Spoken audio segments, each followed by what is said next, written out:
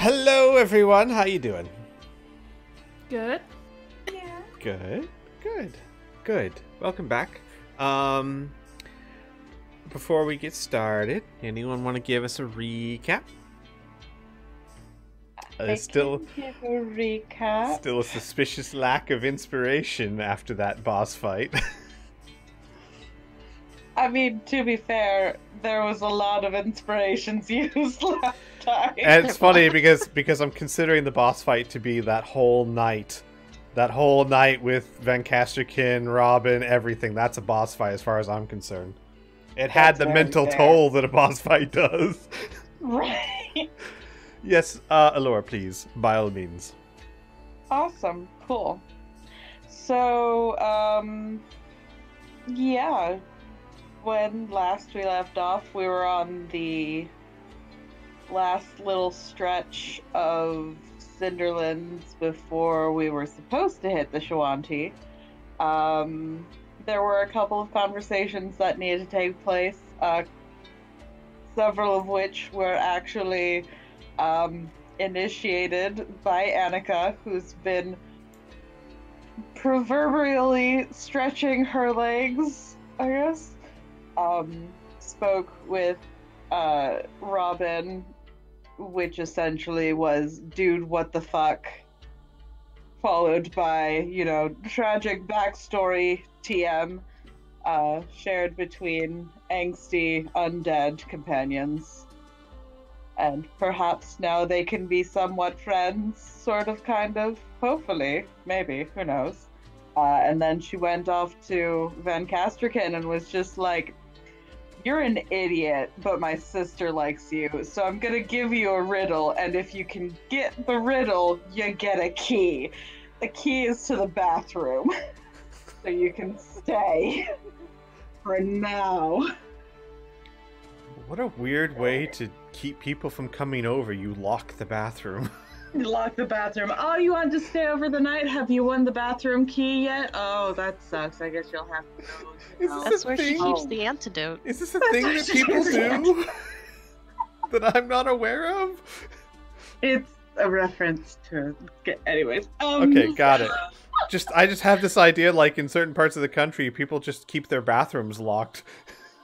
No. Have people stealing toilet water. Yeah, I know, right? That TP's selling out, man. It is. Please continue. Sorry, Allura. So, yeah, she left him slightly more baffled than she had arrived to him. Granted, he was in more pain, physical than mental, but I'm sure it's going to be equal by morning. Or it was equal by morning. And then we got together, a little circle of friendship, and everyone was like, all right. So, well, specifically, Aras was like, all right, guys, so this is really important. But we gotta, but look, okay, don't be stupid.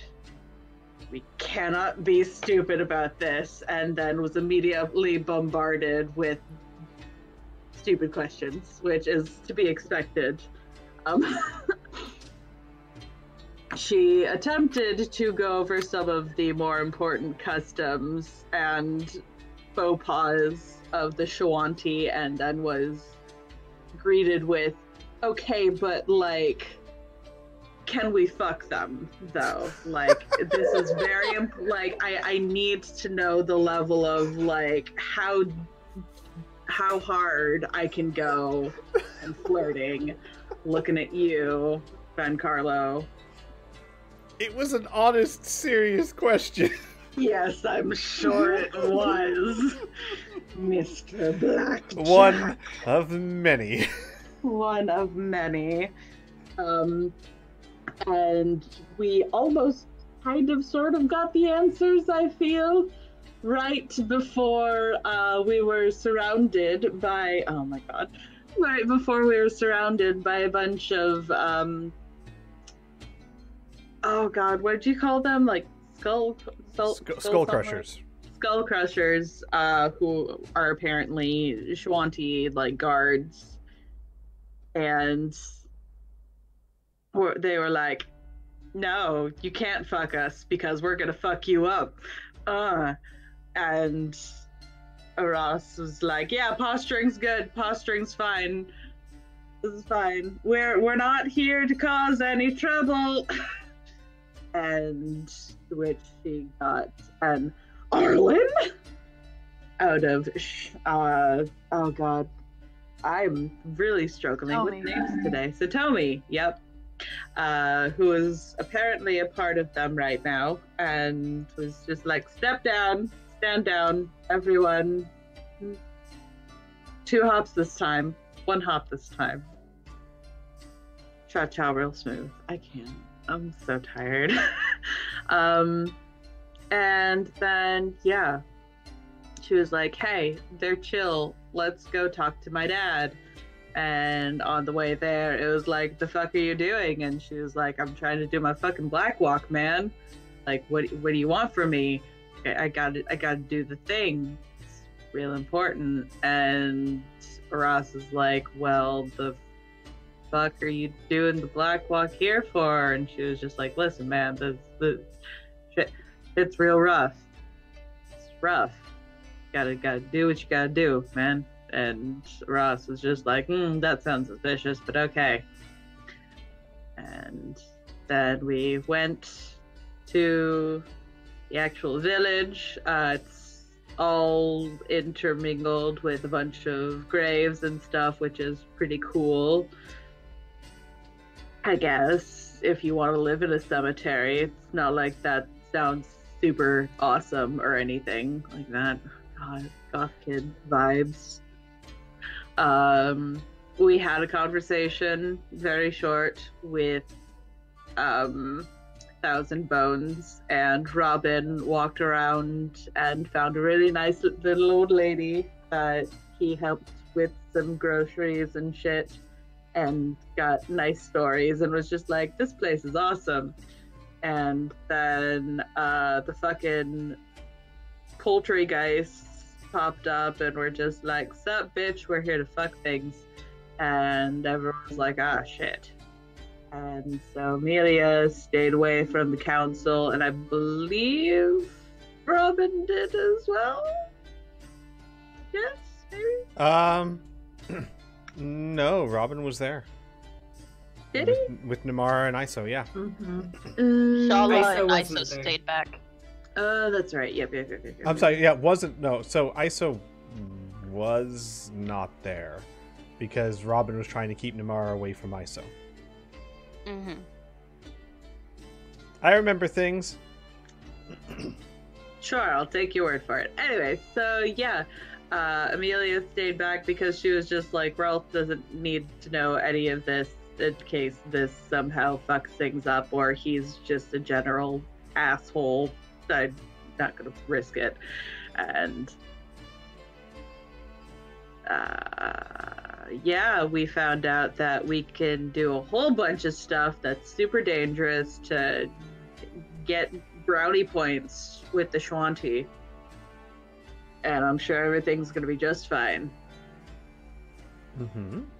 Yep. Oh yeah, it turns out that Ash Dancer, who is little tiny Gran that Robin helped with the groceries, is actually part of like the important people on the council, and so we already have a brownie point. Yeah, awesome. Ooh. So good on ya. Well done, Robin. You carried groceries and you got us brownie points. That's awesome. Did good. You get yourself an inspiration. Yeah. Well done. Yes, so we left the session at the end of the Bone Council, so that you guys would have time to kind of decide what you wanted to do and where you wanted to go. And you guys talked a lot and have made some choices, which we will, go over as the session goes on. So, with that said, that's not what I wanted to do.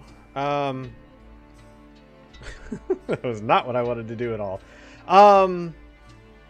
We'll start the session up right at the end of the Bone Council. Would you guys have any questions for Thousand Bones, Ash Dancer, or One Life before they depart?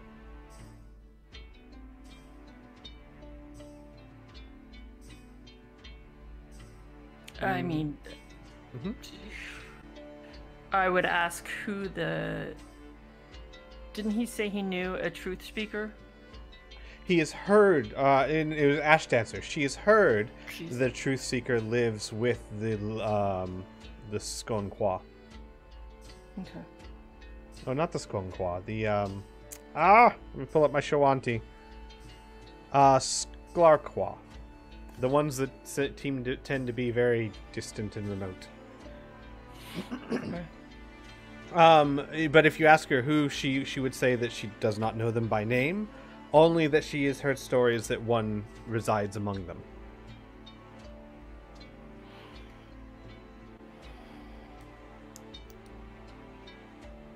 Any other questions before they retire for the night?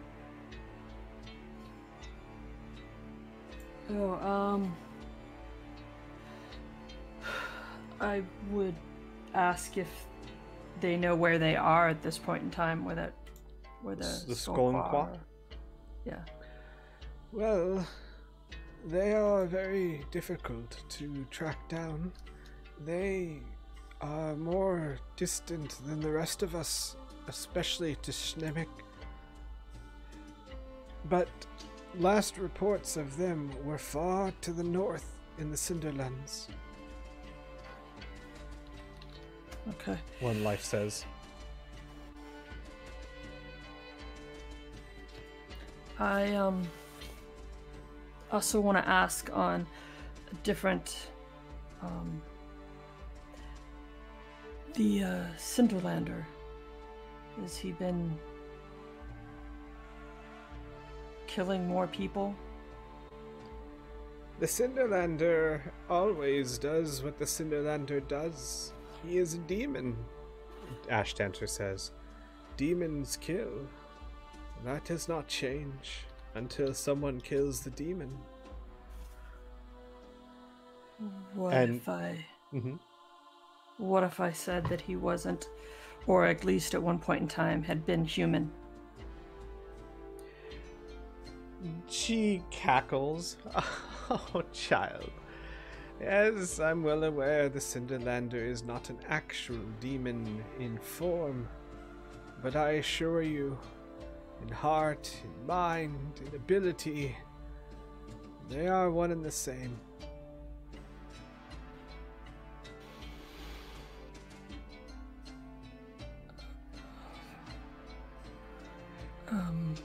And Thousand Bones will kind of speak up. Sometimes to Shawanti, the spirit of the individual does not always match the body they were given.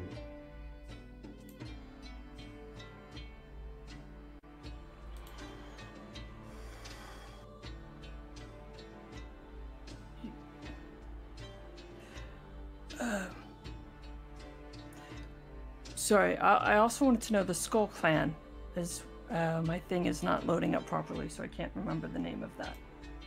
The which clan? The Skull Clan? That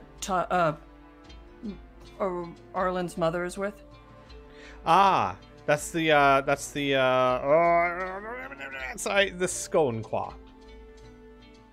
Okay. The Skonqua are the ones that are the most warlike. And do you know where they might be at this time of year? Thousand Bones kind of nods. They are nomadic, as all Shawanti are, so it is difficult to say. But if my reports are correct, they are to the northeast.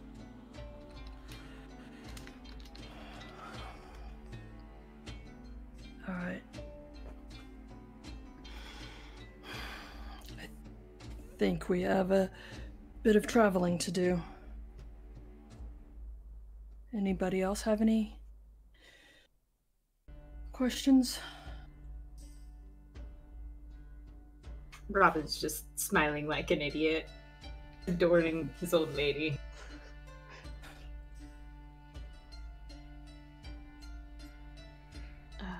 Rhea would shake her head.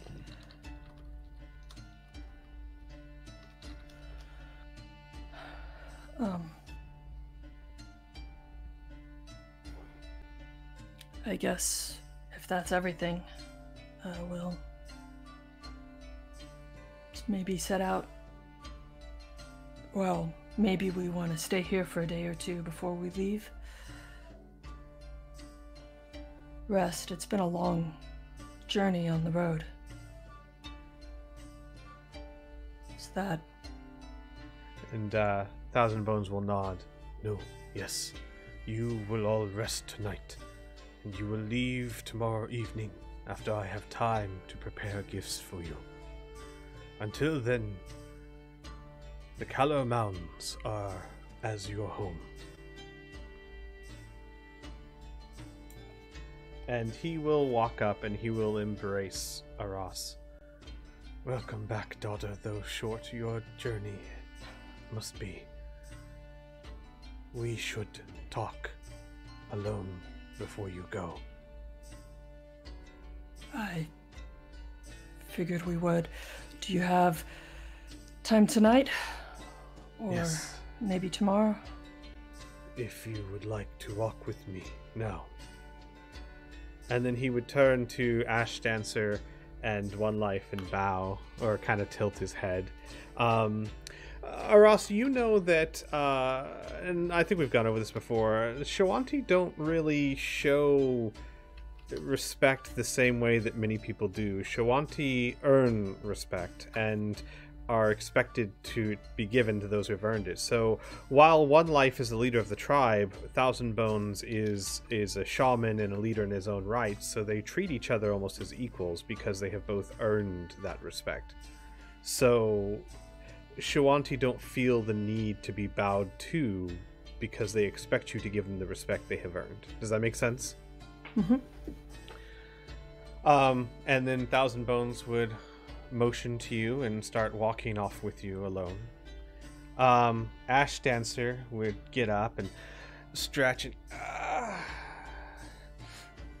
Honored Elder, if you are free tomorrow, I could use some help with some errands I must run.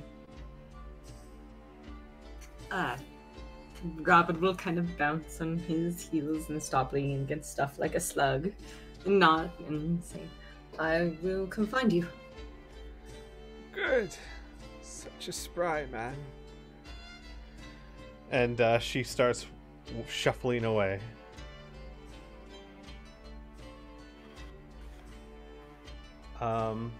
Let's jump back to the tent real quick.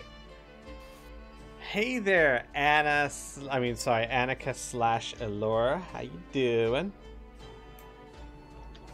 Doing great. Just sitting around at the opposite end from Iso and Shala, partner Van Casterkin. Trying to avoid all the people And as casually as possible. and I Van Casterkin and couldn't possibly know who you're referring to, good man. as you sit over there trying to mind your own business, you suddenly hear a voice behind you. It's hopeless. You know that, don't you? Your petty crusade against my master.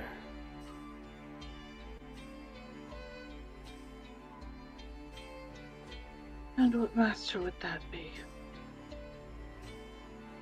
He looks at you, and his eyes widen a little bit. You haven't figured it out yet? No, just wondering if it's your mother or your father. We both know whom we serve. Whom we will all serve eventually.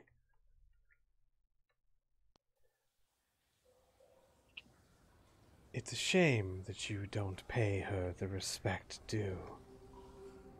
After all, she will be coming for you, in life or death, or in your case, undeath. Is he saying this to Amelia or Annika? Right now, Amelia. Okay.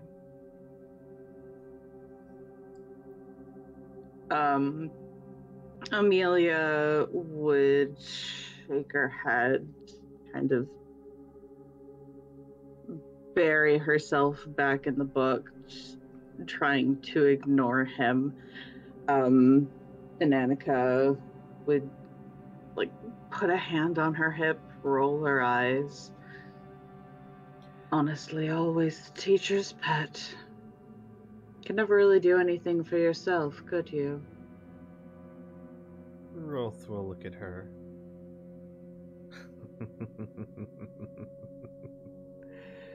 What do you see when you look at me, Annika? A waste of space.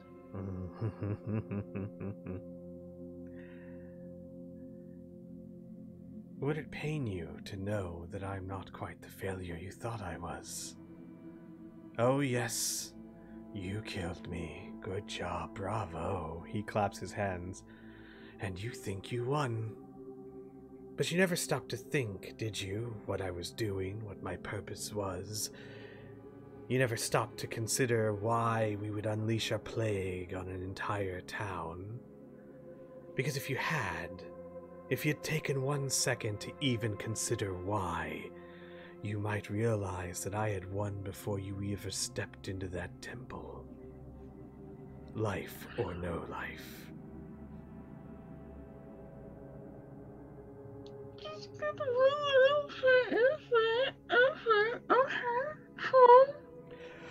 Oh, he looks gleeful. He does not look deceptive.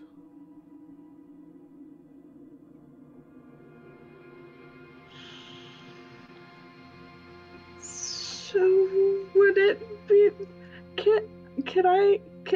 I'd like to roll an Arcana to try and piece together.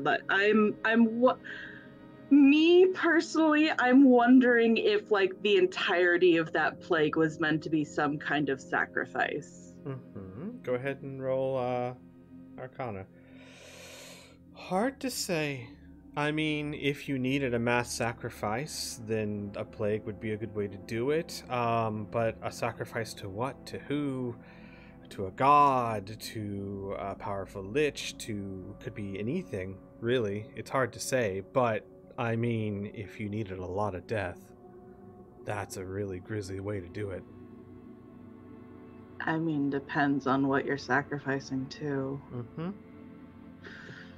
Oh, fuck. And Rolf sits there smiling, and as Amelia and Annika ponder this, Rolf leans closer. I would have thought you'd been more helpful, given how much your sister sacrificed for you, Annika. Tell me, Amelia, did she ever tell you, and Rolf kind of floats around Annika to her other side, how much she despised you? She used to talk to me about it all the time. Oh, she's just dead weight. I can't wait until we leave and leave her behind. She could not wait to get rid of you. You shut your fucking mouth!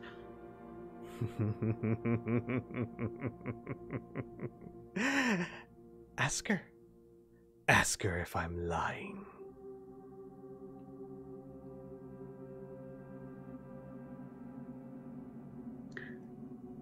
Hang on.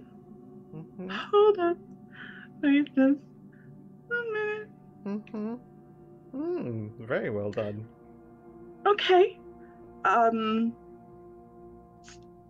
So Annika stands there, fists clenched, just shaking with rage, and Amelia snaps the book shut in front of her and stands and whips around and looks at Rolf and goes, I don't care what she said.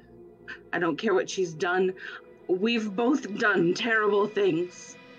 And we both regret so much. But it doesn't matter anymore. You've manipulated us for so long, and I'm done. I'm done with you, and I'm done with your stupid father trying to pull at my strings constantly. I'm not going to let you play with me anymore. I'm not a puppet. I'm not something... You feel a hand on your shoulder, and you notice Van Casterkin behind you. Calm, not saying a word, but putting a hand on your shoulder.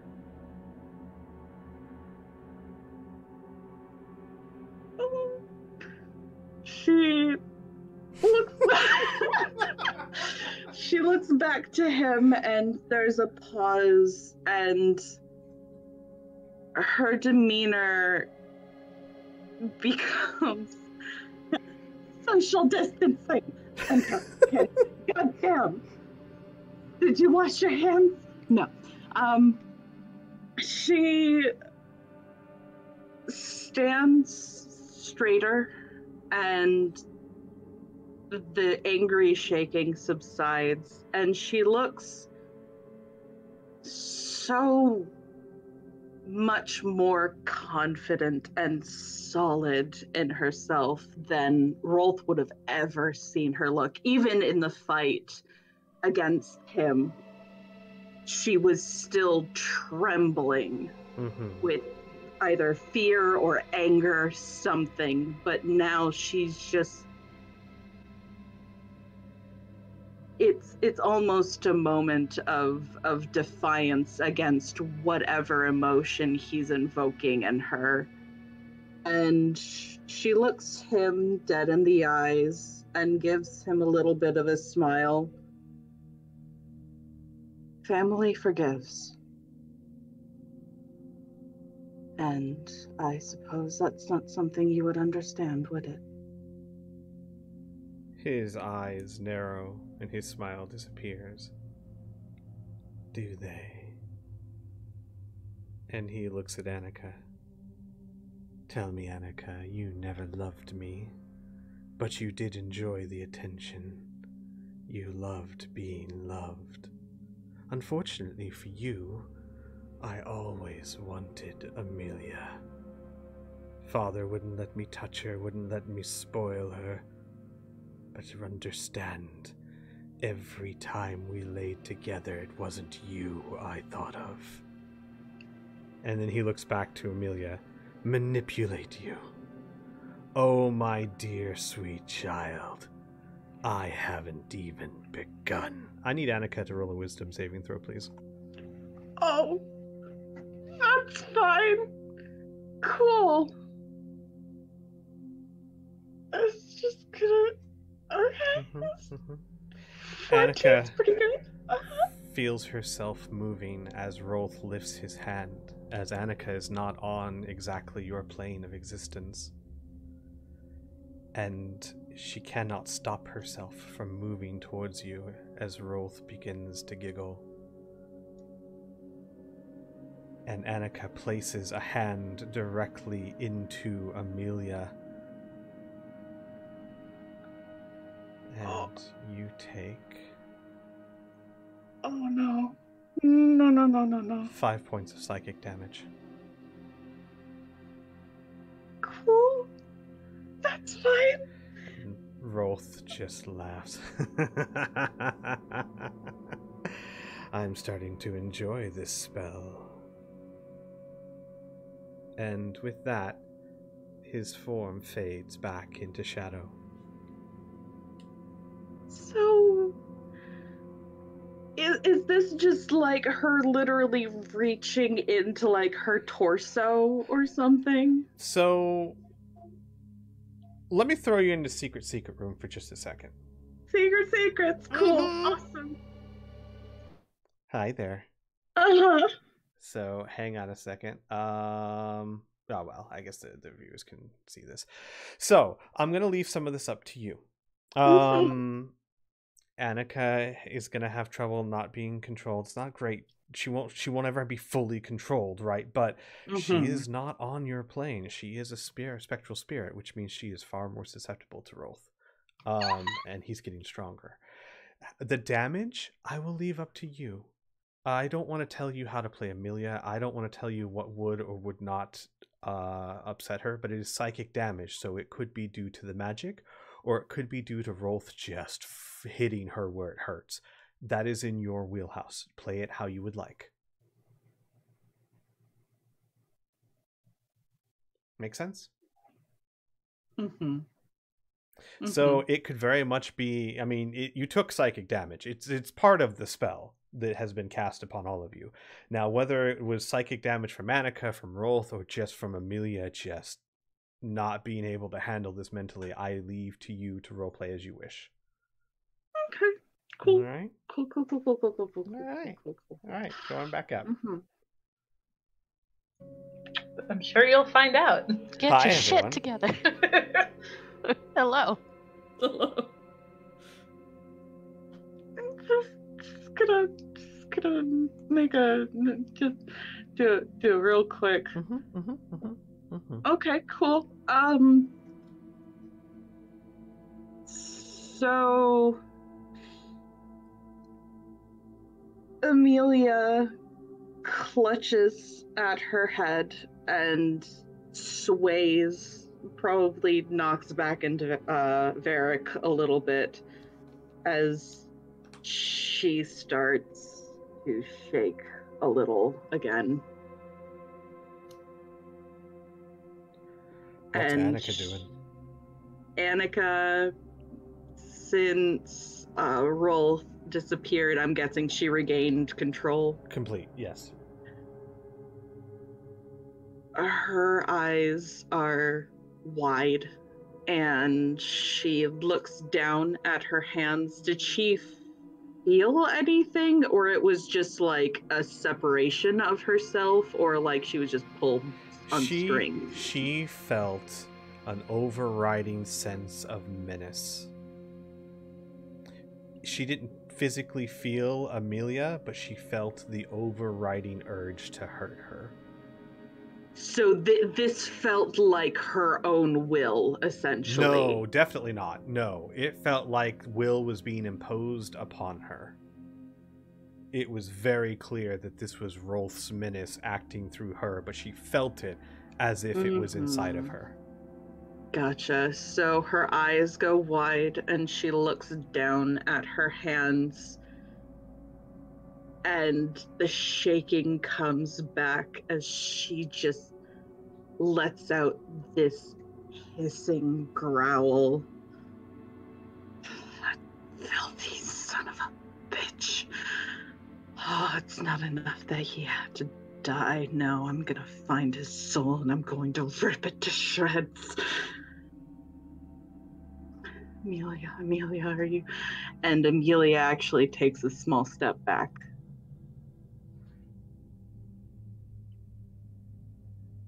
It was not her. It was not your sister.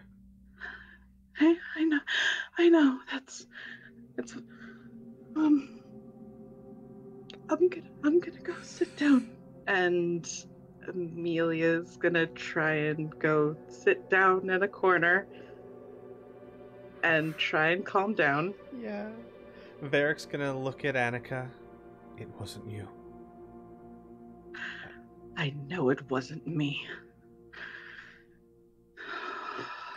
And then he will walk over a few feet away from Amelia and sit down quietly. Not too close, but close. There is a moment of quiet as Amelia, or Annika, looks over Amelia and Van Casterken, and she kind of glances over at Shala and Iso to see if they've probably been watching this display. So, Oh God, I'm forgetting, no. is It's Murray fine. there as well? Mm-mm. No, Murray Murray's was at the with council, group. right? Gotcha. Mhm. Yeah, no, Yeah. everyone else is here. Who is there? Majenko is there. Yeah, your mom's there. Everyone's there. Your mom just is sitting white-faced, looking. Paizo is buried, has her face buried in Shala's shirt, and Shala is looking at you concerned.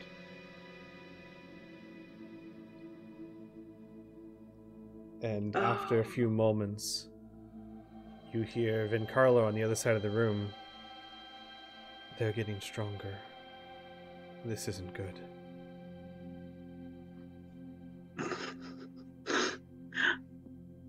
Annika almost says something. It was probably going to be along the lines of no shit, Sherlock, except Sherlock doesn't exist in this world. But she stops herself and she just grits her teeth and nods.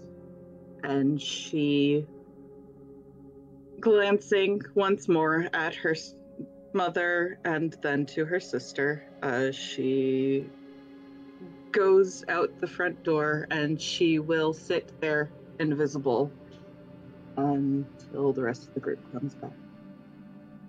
Okay. So, jumping back over to Thousand Bones and a Ross. Yes. You walk for some time, not really talking, and eventually Thousand Bones says, "So you have spoken with Satomi?" Only briefly. He I nods. saw her on the way in. Then you have seen what she has become. What? I don't understand. What's going on? He kind of sighs. You, more than most, are aware of our ways. Satomi, my daughter, was always very gentle. She did not advocate for violence. I know we'd have hours of conversations back and forth debating about what is it that would actually drive somebody to the point of killing someone. And I mean, she always maintained that there was nothing that could motivate her. He nods again. When we returned, she was different. Driven. She wanted to be Shawanti to take the Black Walk. But Aros, you must know. Shawanti do not shy from violence. The wise know when to use it, how to use it. But every Shawanti must be able to use it. I know that was a problem for her, and I had hoped that she would find some kind of balance, but I mean, to be a member of the Skull Crushers? He nods. I too wished for balance for her. I would have lived the rest of my life. And if she had never taken the Black Walk, she would have been no less my daughter. But she... Aras, I fear she is pushing herself, forcing herself to be who she is not. I do not know why. I do not know her motivations. For once in her life, her thoughts are closed to me.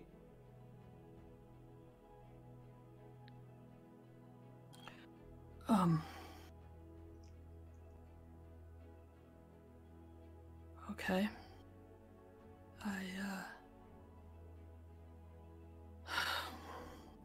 I need to talk to her. Is she... They will not be back for several days. and you must journey. But, and he puts a hand on your shoulder, the Callow Mountains are always open to you, and you will have to return here. Next time, I will ensure that she is here as well. How long ago did they leave? About 6 hours or so, I suppose.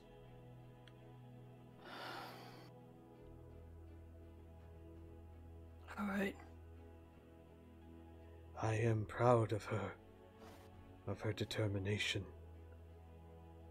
But I fear that she is not. I fear that her actions go against her spirit.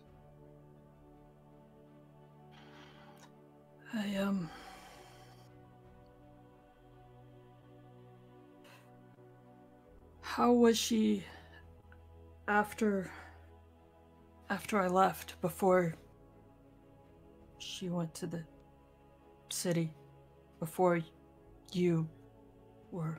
She was my daughter. Pure and simple. Something happened. Something in Corvosa changed her. And I do not know what. She has not told me. But maybe she would tell you. Maybe.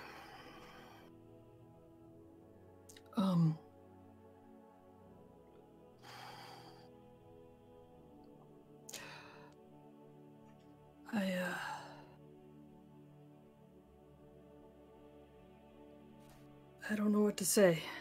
I mean, I've got a million things, and yet I can't. I do have one suspicion. Yeah? You. I kind of...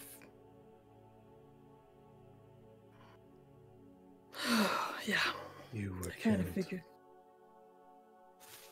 Yep. Yeah. I'm sorry about getting you involved. He shakes his head. You did not involve me, daughter. Family does not involve family. We face things together as one problem.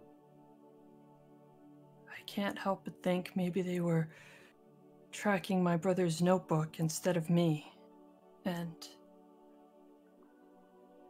I can't help but think if things would have been different if I had taken it instead of leaving it with you. He shakes his head. Regret is for the old. You do not have time for it. You did what you thought was best. The fact that you are wiser now does not change your intentions then. Think nothing of the past other than to honor it and learn from it, as we do. That is the Shawanti way.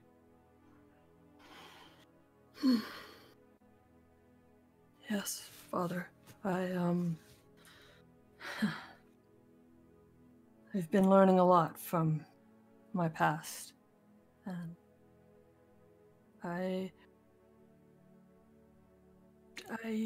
know that I don't... Well, things are very risky, and I would rather say thank you for providing me shelter and a place to stay. I really appreciate all of it. You are family. Whatever the other Shawanti think, you will always be my daughter. You and Satomi both. Thank you. Do you intend to go through with the Black Walk?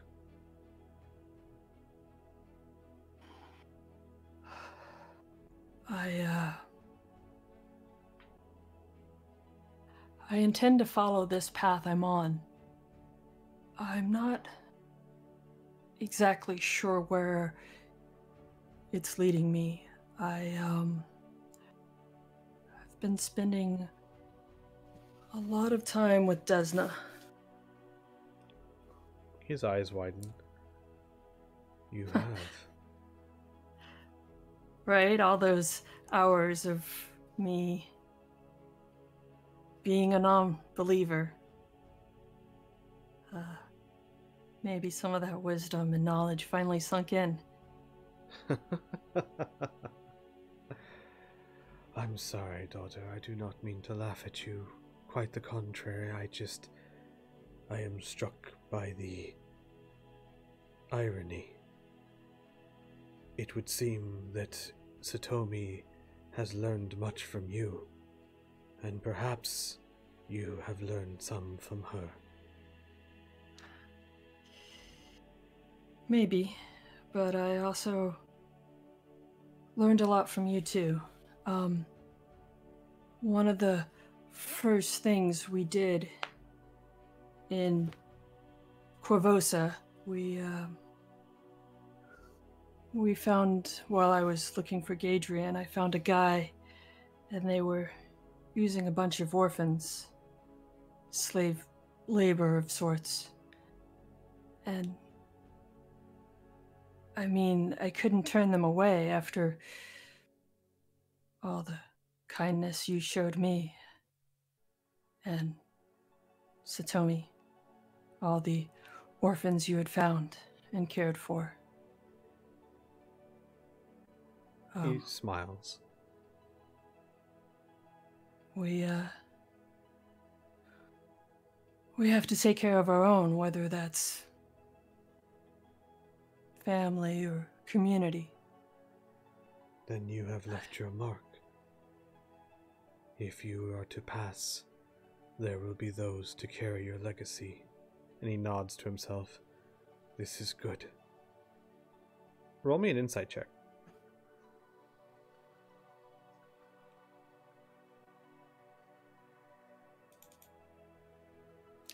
$13. He is trying hard to hide moist eyes. And he goes, If your path takes you to Cinder Maw's feeding grounds, please see me before you go one last time. I will. I feel like I also have to tell you, the Cinderlander, he used to be my brother. I don't know how much of him is left, but apparently my mother made a deal with the demon.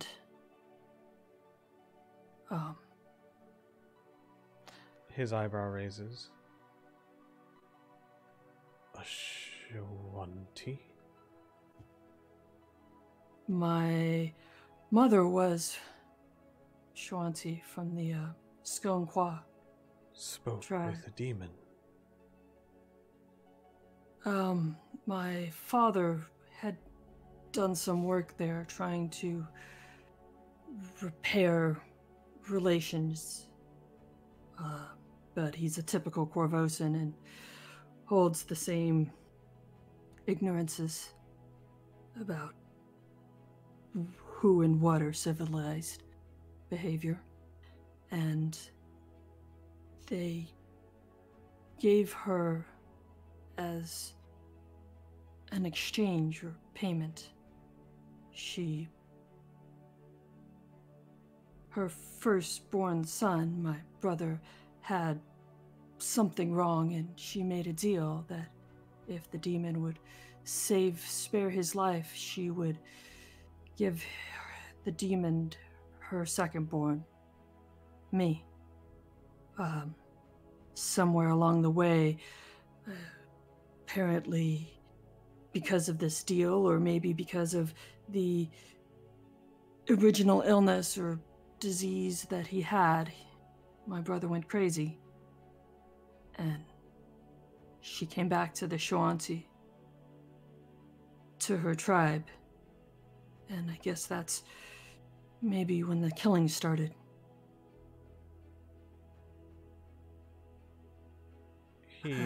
His eyes widen. Oh, daughter. I have heard of the mother of the Cinderlander. A woman, the Shawanti of the Sklarqua. She is said to moan in the night of her children, to wail of the deeds of the Cinderlander.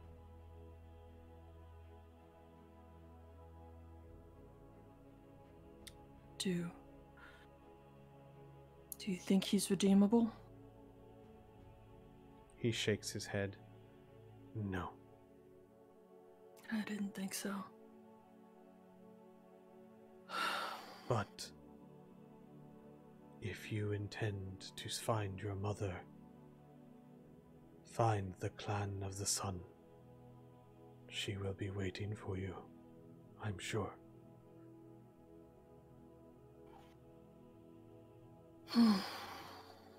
I don't know if I want to. I need to take care of my brother. I'm not sure what to do about my mother. He shakes his head. The Cinderlander is no brother of yours, and he is no son of mine. It does not matter whose womb you came from. And we'll also kind of stand up a bit straighter. And he puts a hand on your head and smiles. I am quite sure I never sired a dwarf.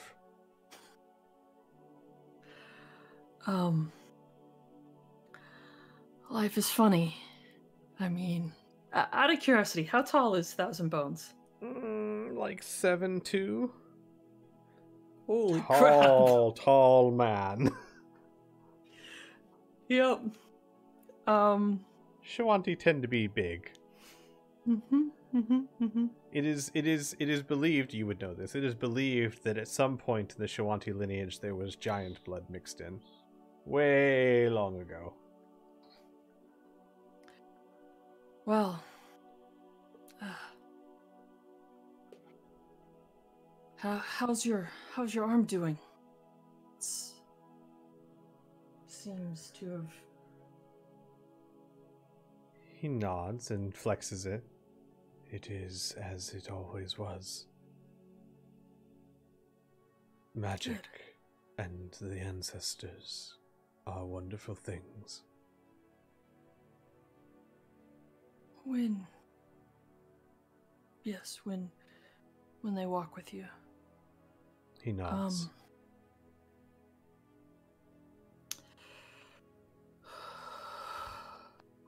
Well, I guess I have a lot of work. We will. Oh, actually, I completely forgot. I've got all of this stuff that tomorrow I have goods and some cloth and Sorry, for a second I'm sitting there going, what is she talking? Oh, right! all of these items that I wanted to bring for the tribe. I know that, once you're a trader, you can't go back home without gifts. He smiles and he says, this will do well. Tomorrow we will exchange gifts. This will look good in the eyes of the Shawanti. Clever daughter.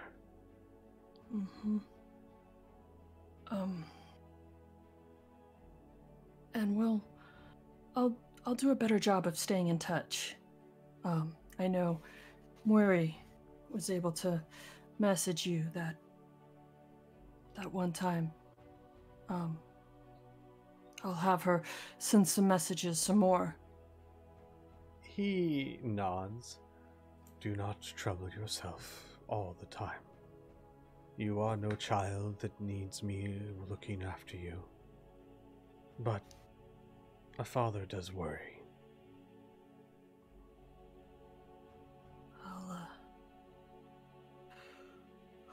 Right. I'll let you know where we're going. He nods. I must prepare for tomorrow. Right. You should rest. I will try. And we'll see you in the morning. Mm-hmm. And he leaves after one last look at your father, who's following behind you. Oh, do you have a place set up for Desna? I mean, I know sometimes you would have a... He nods and stops and motions for you to follow. She'll follow behind. And you find that in the center of the Callow Mounds, the only structure that is permanent other than the tombs themselves is a building that looks to be made out of hardened clay. It's small, only a room, but it is intricately designed, and inside is a small, simple shrine to Desna.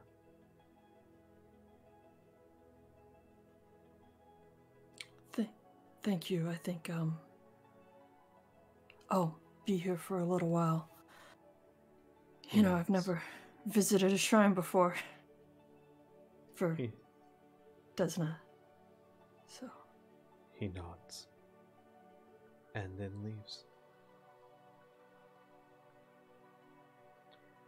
As you sit down to pray, your father, who's been floating silently beside you, says, "You should not seek out your mother. Last I heard, she was quite insane."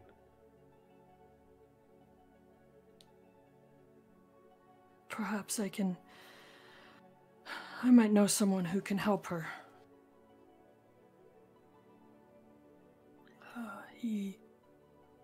He's done good things with other people we thought were once irredeemable. I am not worried about her.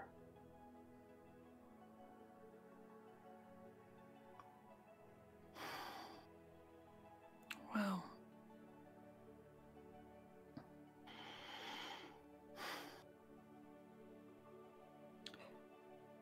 I need to know where I came from. He is silent and says nothing.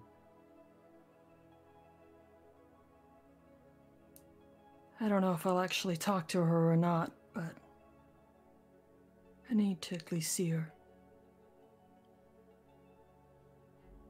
Again, he is completely unresponsive. And after a few minutes, as you sit down to pray, his form evaporates back into mist.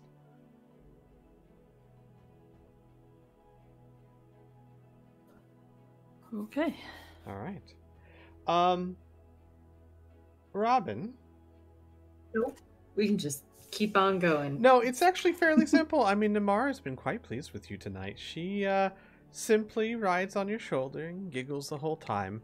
The whole journey back, talking about, ooh, if you go face the Cinder Maw, make sure it's when I'm around. I'd love to see it. He just keeps walking quietly. And eventually she dissipates. Bye, Robin. See you tomorrow. Freedom. She was so pleased with you tonight.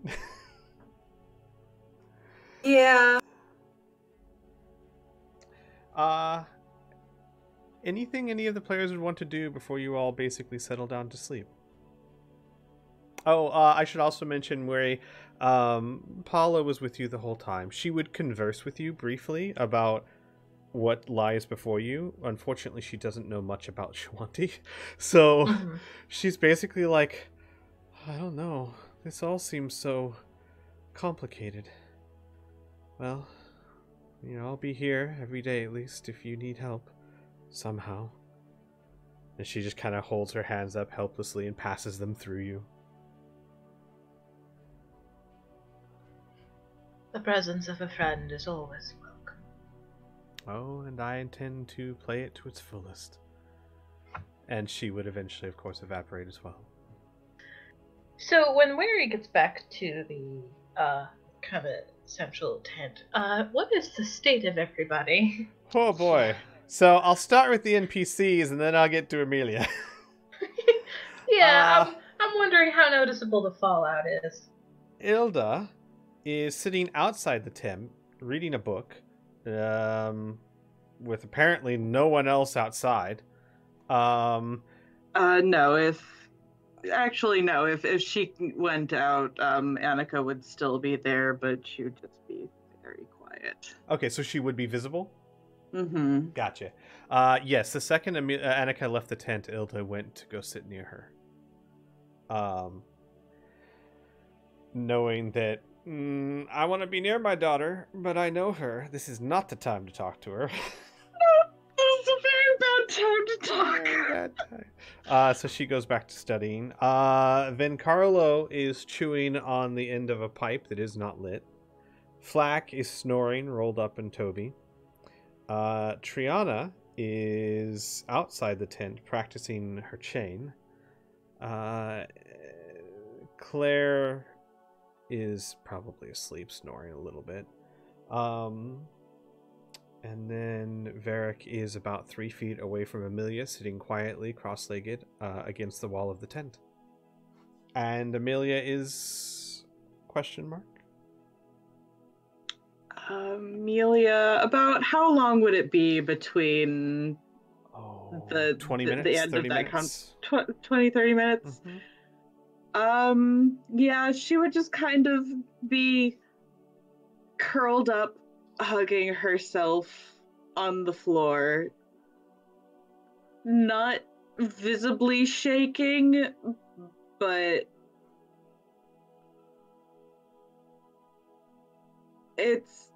she's got the I want to be as small as physically possible aura going on, which you've not seen in a while, at least not to this degree. Oh boy, are you gonna make me roll insight to figure out that something just happened, or No, I mean, you could look at her and see that there's something really wrong. Oh yeah. Like, she's not, like, normally these days she'll, like, bury herself in a book if she just wants to ignore something. She has not done this in a while. I will say, roll me a perception check at least.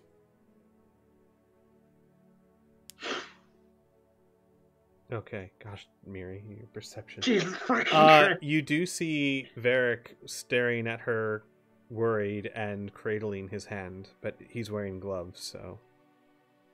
Okay. So, I'm sure Mary's walk takes her past Ilda. At about, like, is it fairly normal for them to be kind of separate in the evenings? Yes and no. I mean, it's normal to see Ilda. At what point do the warning bells go off? I wouldn't Probably say as soon as you hit the doorway. I wouldn't say until you get in the tent, because it's normal for Annika to be moody and it's normal for Ilda to be reading near one of her daughters. All right, so sorry, Annika, I'm just inside. No, you're fine. It's true. There is no lie. So yeah, Mary, you walk inside and you're hit with that scene. Very deadly quiet in there. Except for Flack snoring. Gotcha. So Mary will extend her arm from Majenko, who probably has been curled up around Shala all night. I'm sorry, I completely forgot about Shala. Iso is asleep in her lap, and Shala is stroking her hair. Majenko would leave her and come to your side and say, quietly, the Spectre Roth. Telepathically. Yeah, telepathically. The Spectre Roth was able to somehow unhinge Amelia. She nods and steps inside and comes over and crouches in front of Amelia.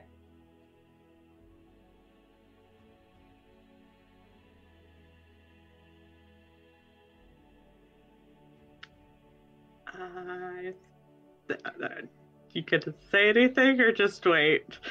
Can I make a quick medicine check to make sure that she's not visibly go ahead. injured? Sure. Or, in any kind of actual medical distress. She doesn't fucking know. Don't know. She is curled into herself so tightly right now, like, there's no way to tell. Murray, you're basically in mother mode, jumping to all the worst, like, is it a scraped knee, or are they dying? Oh boy, okay. Gotcha. So, Mary crouches in front of you and will reach out and brush all of the hair out of Amelia's face. She flinches visibly. It's just me.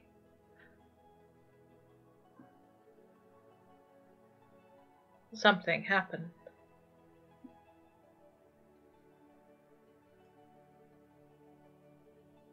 She looks up, and it's just her eyes that peek up over her knees. And she watches Mary for a moment before nodding and, like, half disappearing back into herself.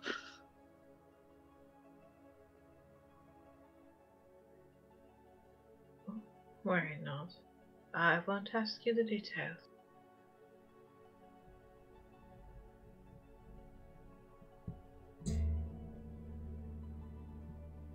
Is it solitude you seek?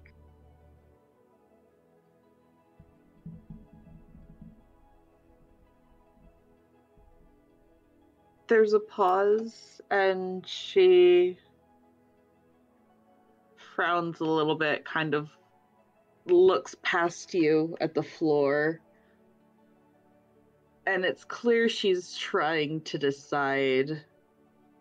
And eventually she shrugs. I don't know.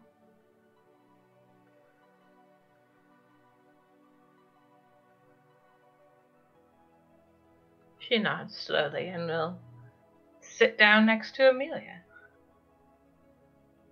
How close? She'll probably sit down next to Varric because she noticed that he was holding his hand. So she'll come over and sit down next to him. Are you well? He would look at Murray. Oh, yes, I'm fine. Hold on. He is not fine. Mary narrows her eyes. He looks at her. It's nothing that I think can be helped with. Just, and he kind of flexes his hand. Some pain. With that insight check, does Mary know what he's talking about? I mean, with your passive perception... See it on Amelia, yeah. Yeah, you don't see the ring on Amelia anymore. Okay. She will click her beak almost. Her face is almost impassive. I see, yes, that is not something I can help with, though I have tried. He shakes his head. Thank you for the offer, but it's not so bad. Mary narrows her eyes once more. He's not a good liar. I noticed. Are you planning on traveling with us for some time? Yes, I am. Then I would like to make one thing clear. I ask that you please do not hide your pain from me.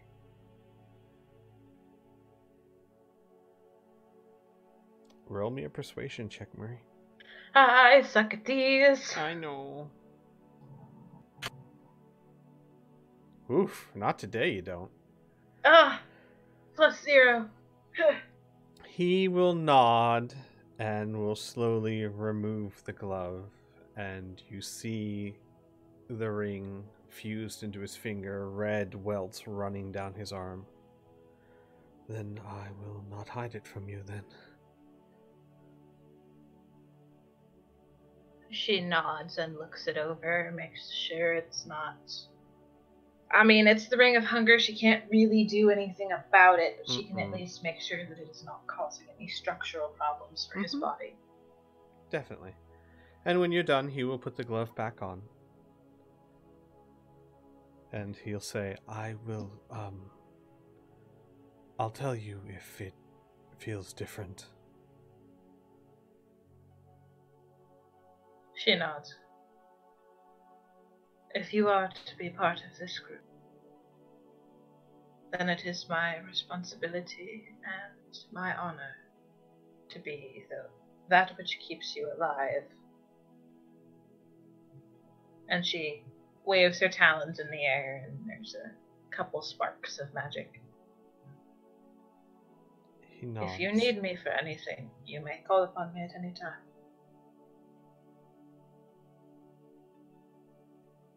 He nods again. Of course. Thank you, Murray. She nods slowly. I am aware that your reception was not the warmest.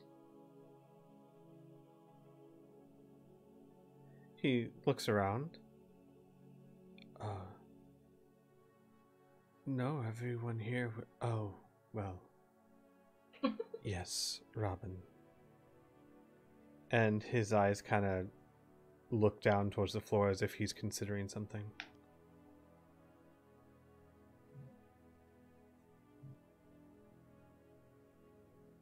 I was very rude to him.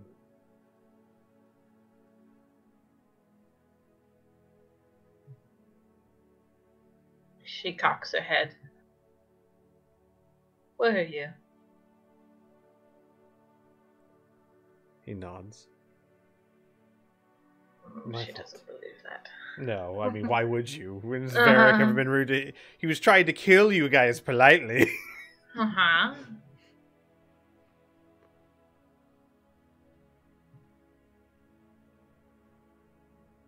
Maybe you just haven't met the real Varric. Oh boy. Anti-Varric.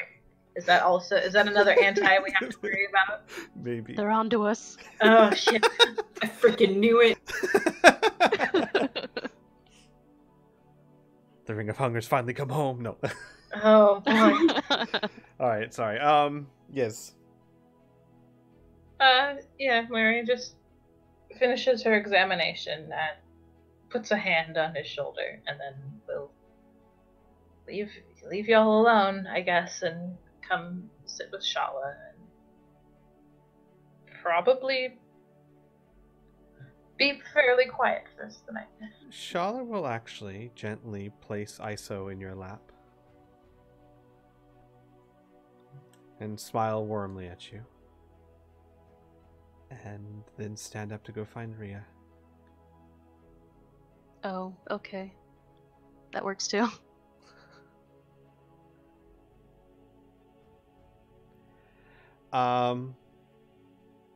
Alright, anyone else? Anything on this night, this eve? Go ahead, Ross. Oh, Ross is just gonna spend time in the temple sorting things out for herself. Sure. So. And Rhea, once Shala finds her, will catch her up on what happened during the meeting. Mm-hmm. And I guess we'll just continue talking to her about other things. Mm-hmm. Gotcha. Robin will meander around and enjoy the sights a little because he loves this place. Yeah, he definitely feels like he fits in here. He's looking for real estate, and by the time he gets back to the tent, probably about 15-20 minutes, is Amelia still on the floor in a puddle? Is she still puddle? So on that note, Amelia essentially passes out, just kind of like curled up in a ball, like there.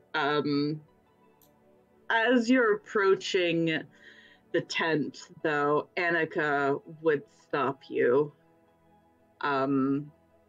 She would walk forward, try and intercept, like, out of earshot of her mom, and say, "Do you have a moment?" He will bow and motion for her to lead the way. She will float in a general direction that seems less populated, which shouldn't be difficult because it's fucking evening/nighttime. Yeah. But yeah, she is quiet for a while and then would stop and pivot and look Robin dead in the eyes. He What do you holds know his about hands up defensively. Right.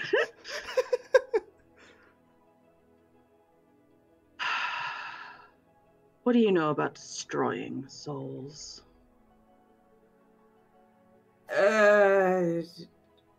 I can do it. I mean, I destroyed these, and kind of holds his hands out. What are we talking about? I'm sorry. Are you suicidal? Is this a thing? Do we need to find No, why? it's not about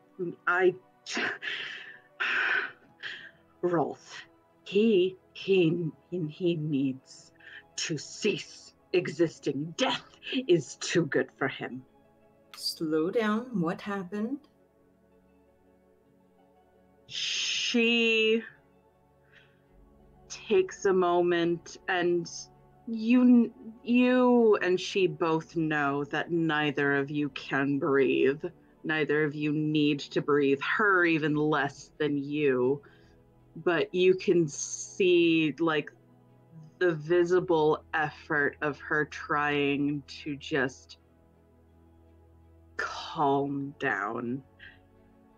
It is an active, like, force of energy that she has to exert to keep herself from raising her voice. And eventually, she gets to a point where the anger melts away, and it's just almost a look of fear. He made me hurt, Amelia. I don't know how, but he took control of me, and it was like he was puppeting me. Oh boy.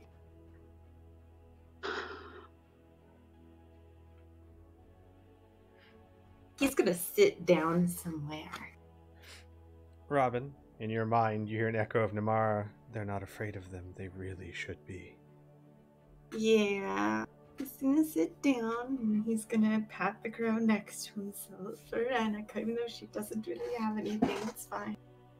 She floats down and, I guess, faux sits, and she continues to just, like, run her hand through her hair and, like, rub at the cut on her neck, and it's just, she's just brimming with this nervous, angry energy. Robin is going to attempt a necromantic back rubbing. Kind of just like put his hand on her. No, he can't feel her, but he's really used to doing this with illusions. And just kind of faux rub her. And even if she can't, he's like, come on, it's going to be okay. Just like trying to calm her down for a second. Sending those positive, no, those negative vibes. Man, he's like willing his necromantic power into his fingertips, being like, please feel something. Please, you're never. Roll me an Arcana check. Why not? Ooh. I do those. No, I don't do those. Oh! He's more worried. It's fine. So he's gonna sit there and try and console her for a second and then be like, so how did this happen? What happened? How did you hurt her? So, Annika's not really, like, magic savvy. Like, she spent her whole life with her sister, and she was married to technically a wizard, I believe he was. Yeah, ish. Yeah, A doll maker really is what he was. Yeah, the world's goriest doll maker. Yeah, sure. And she has no vocabulary for this. She struggles. She struggles to articulate what exactly it was. I guess she could technically roll an Arcana to see it, but like the Arcana that I have, well, no, it would make sense because they technically share some. Yeah, they share minds to a bit, so yeah, it makes sense for her to be able to roll. Yeah. Oh. Yeah. Cool. Yeah. I mean, you gotta think, Annika's been around this whole study time. She's gotta be sinking some stuff in. She's not been paying attention at all. Yeah. She's so bored by magic. She's so bored by it. Well, never mind then. Yeah. Yeah, no, it's probably more like gleaming what mental process Amelia has been going through of like how it's possible, if anything. It's essentially 100% like, okay, this seems like something that it probably is, but she would do her best to describe the overriding of her will, like she said, it was very much like puppetry, almost, the malice that Rolf felt. All right. Well, Namar did mention something that makes me feel like they can hurt us. Did he cast a spell, or did it just happen? It just happened. There was no words, there was no motion that I noticed. I just... Tina, where is she now? And Rolf is gone, right? She nods. She's inside. She doesn't really want to be touched right now. Go figure.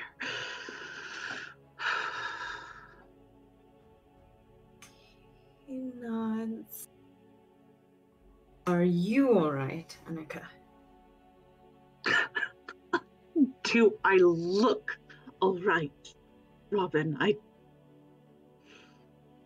She forces herself to stop, and she goes through the motions of keeping her voice down, and like it's almost like she's vibrating with energy, and she slowly like releases that, and finally she just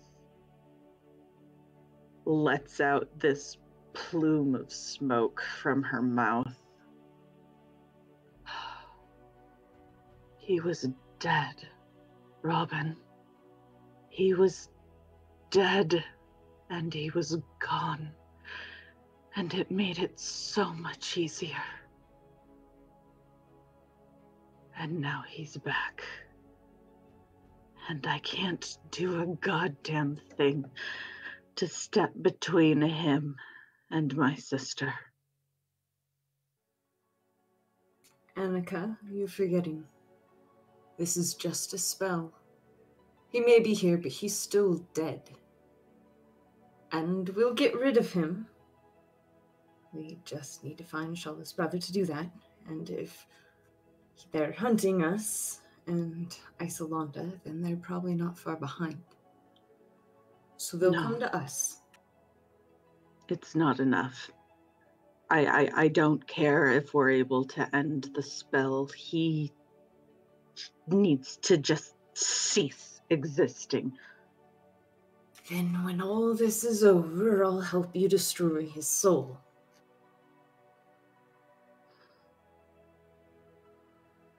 Deal? And offers his hand to shake hers.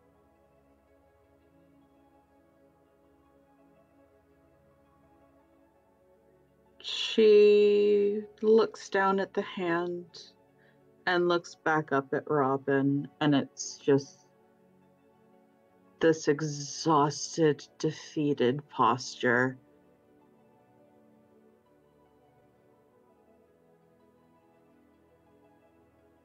And eventually she reaches out and grasps at his hands. He feigns the movement.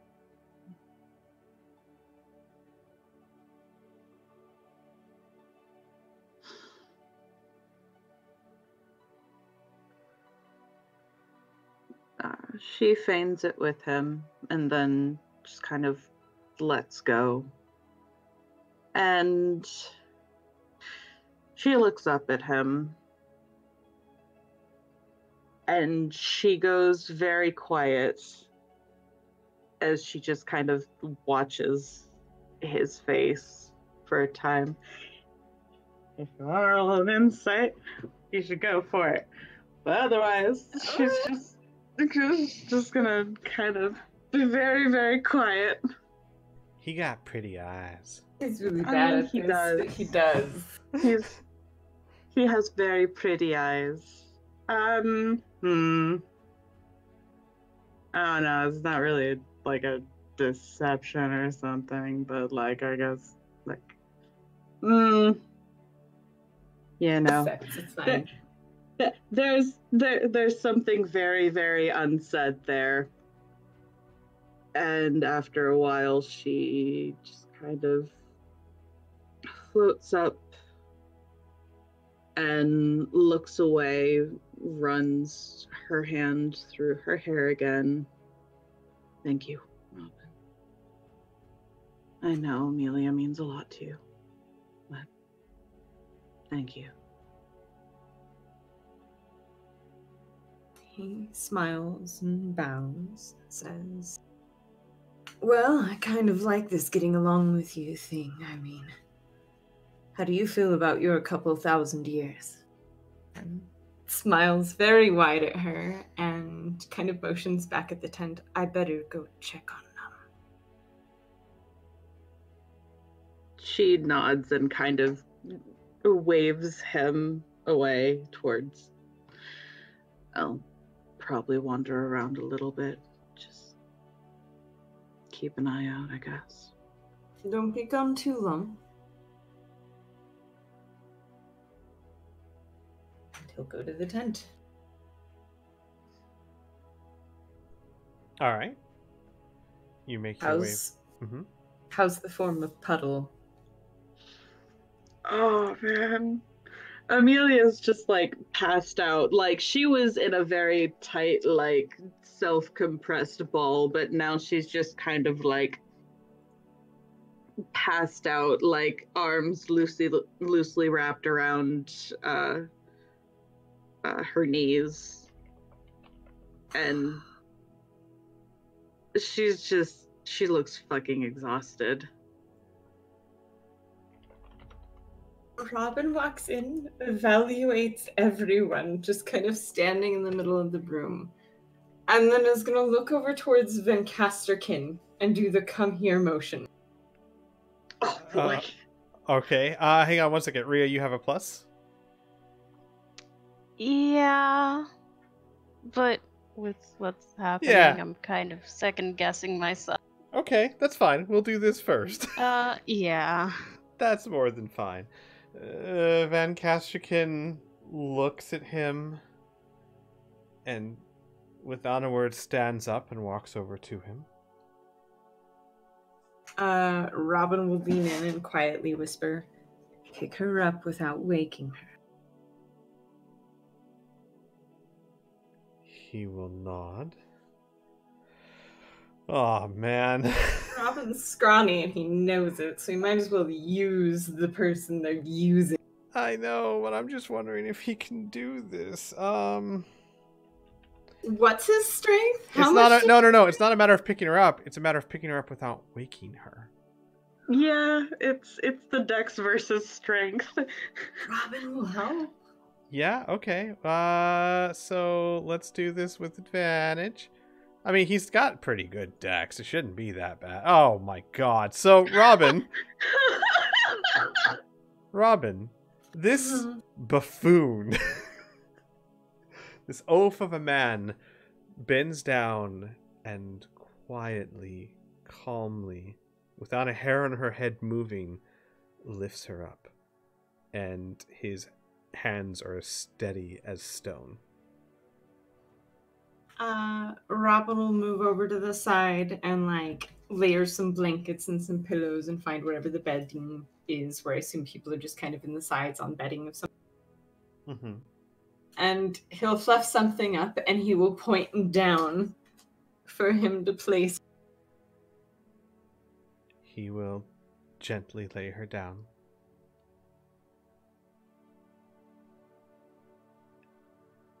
And oh man. He'll stand Robin and look at Robin. Okay. Robin will say very quietly, "Now you're being more useful." And we'll walk out of the tent. As you go, turn to go, he says quietly, "You loved someone like her once, didn't you?" He stops. That's what Annika meant. Looks for the room for Annika, who's not there. I'm not there. Robin licks a fang and says, "Not a conversation in front of others." And we'll continue walking. You don't see Van nod to himself, going "Oh, that's a good idea. Yeah. Oh shit, stupid. You don't see that part. Robin walks out of the tent. He'll spend the night walking around. He'll go find Annika and walk with her.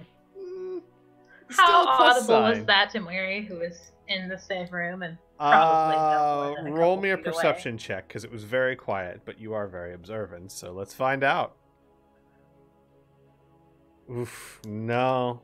You did not hear that. You heard them whispering, but not what? Alright. Before we move on to finding Annika, Rhea, you had a plus sign. Mm-hmm. I think I know what this is. So, shut up. So, after talking with Shala, Rhea would make her way off to get to Robin. So why don't we say, Robin, you walk out of the tent, intent on looking for Annika, and run right into Rhea and Shala. Not physically. Okay. He pauses and bows at them and tries to continue going. Robin, actually, and she would look back at Shala. Can we talk? Shala would just nod at you. He glances out towards where Annika possibly could be and then nods and turns and faces her and gives her his full.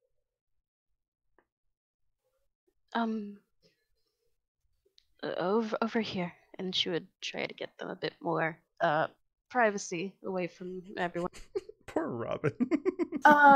He will follow her and be like, I do have somewhere I need to. Sorry, Continue. We'll wait. And she will sort of reluctantly and hesitantly look back towards Shala again. Shala will nod, like, affirmingly. She would nod back and look up at Robin.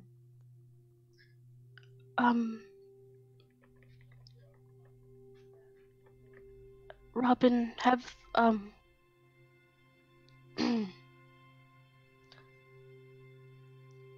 have you been avoiding me?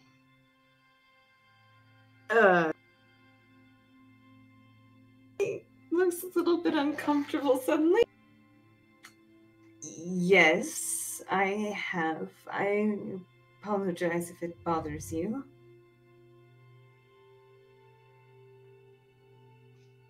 Why?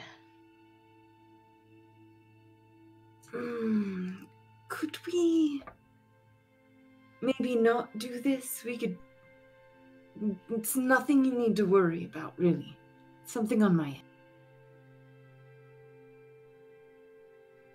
And she starts to nod a little bit, but stops herself, slowly looks back at Shala again. Shala, like, tightens her lips and nods slowly at Rhea. She sighs and looks back. And then she stops herself and takes a deep breath. And lets the breath go and looks you directly in the eyes, Robin. Much less reserved and anxious about the conversation, and now very serious. No, we need to do this now. Right.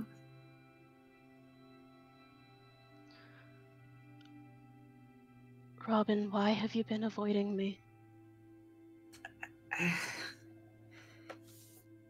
Oh man. Did you do this to him? He will look very, very uncomfortable and he will rock from heel to heel, almost like a little boy who's in trouble. And will not meet your eyes and will turn his gaze down.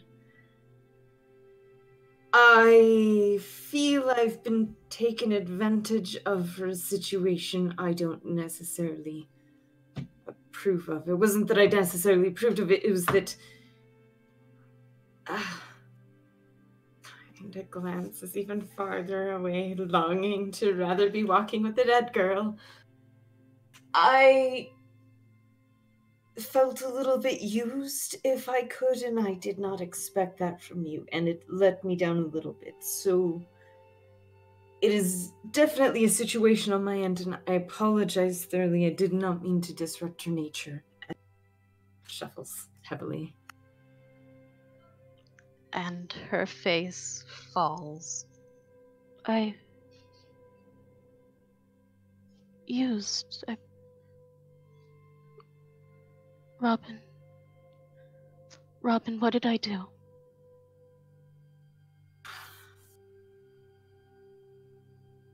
You know I don't approve of this Amelia Van Casterkin fiasco, and yet you purposely used a ruse to draw me away so they could gain time together. You didn't really want my attention. It's not important, Rhea. It really isn't. No, it is. I hurt you, Robin. I didn't mean to, but I did. And that's not okay. What can I do? He glances up at Shala like, is this really happening? Is this your doing? Shala looks directly in Robin's eyes. Answer her, Robin. Twitch of his eye. I don't know what to tell you or what you can do. It will merely take me time to get over it. Don't do it again.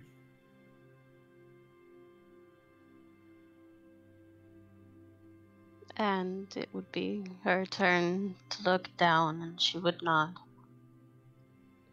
I won't. I'm sorry, Robin, for what it's worth. He'll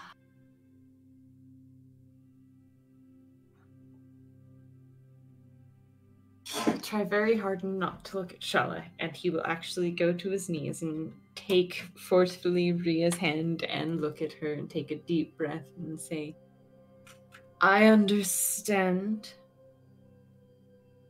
And it is all right. And I'm so sorry that you felt this way. And it's not that I'm mad.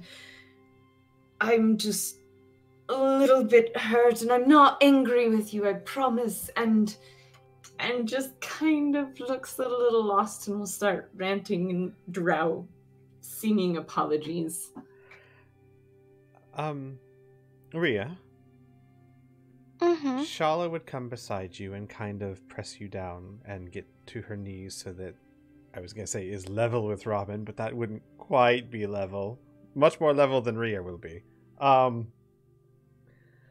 And she will smile at Robin and say, we hurt you, and we need to heal that.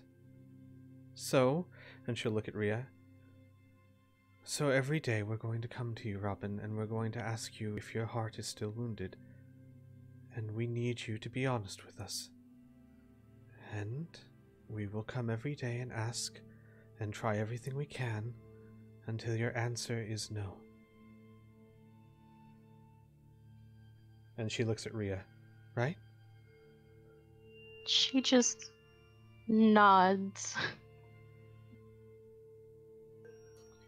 Robin will not break eye contact from Ria and will say, I feel like I'm being rewarded for getting to see you every day.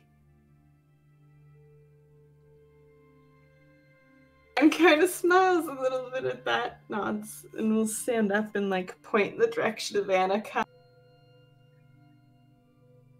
Try to blow that off is not a big thing, but definitely was very entertained by this. Ria just looks to Shala.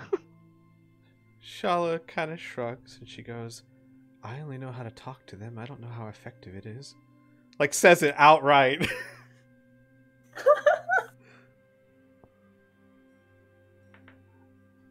Ria would blush a little bit and stand up and wipe herself off. Right. Well, you have things to do, so I'll see you later, Robin.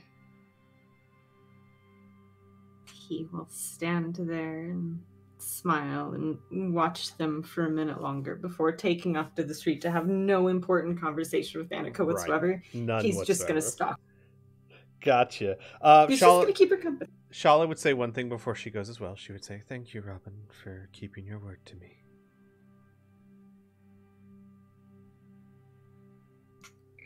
He will have completely forgotten what she's talking about, but shrug and shake his head and say, sure. And she will, well, hang on. She gets a chance to insight that. He's a dumbass. I mean... I know, it's he's fine. He's a smart dumbass, but he's a dumbass. It's been some time. Insight. Where's her insight? Oh, yeah. So she looks at Robin and she goes, to always be direct and answer me. And tell me, and Rhea, if we're being stupid. And then she turns around and follows Rhea.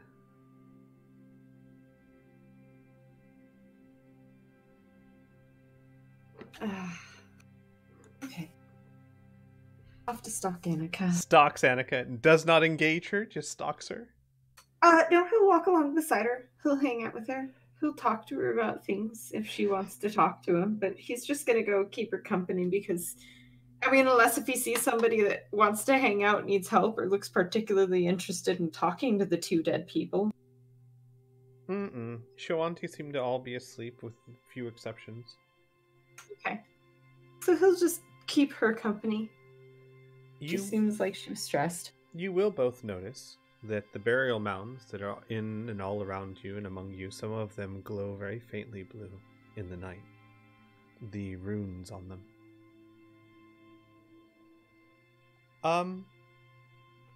Aras, did you have something?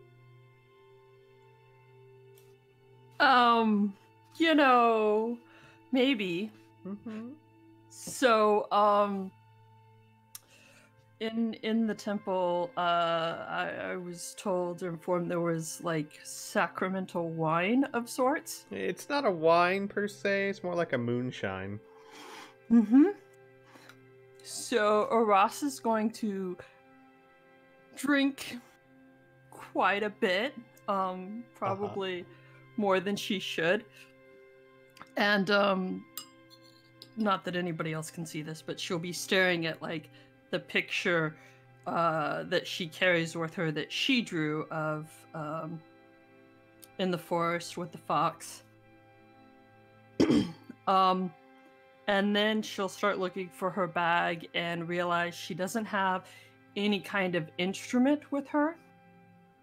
So she will, in her very inebriated state, set off on a mission to find either Shala or Rhea.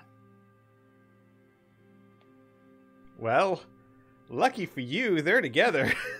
They'd be in the tent, so you would stumble into the tent.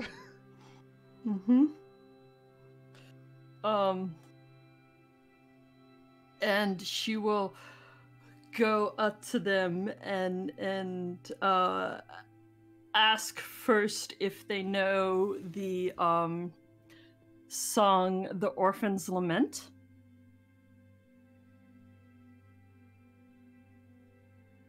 I'm expecting the answer to be no. Rhea, roll me a performance check. And I will roll one for Shala as well. It's a pretty hard check. It's not a common song. No, neither of you have ever heard of that song. So Rhea would shake her head. No, sorry. Being drunk and very motivated, she'll be like, it's that one that goes like da da da da da da da da da. And then with not anybody knowing, she will ask if you know another sad song. She just needs to hear a sad song. Oh my god. Jesus. I just need depression. Robin said he's missing out on this right now. I mean, yeah.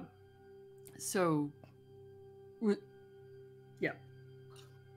I imagine it's exactly how Ross says it too. Shala would look at Rhea. I just real quick. Shit.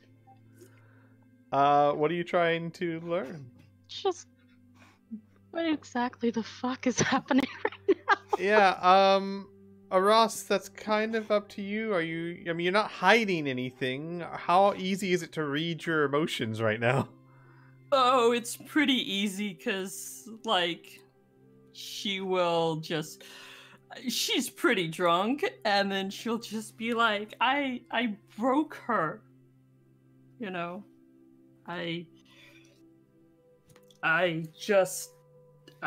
it wasn't on purpose, but I thought I was helping, and then I broke her. And so I feel like a sad song, and maybe I could cry, and then it would feel better. But she'll kind of look at Shala and then to Ross. Should we go somewhere?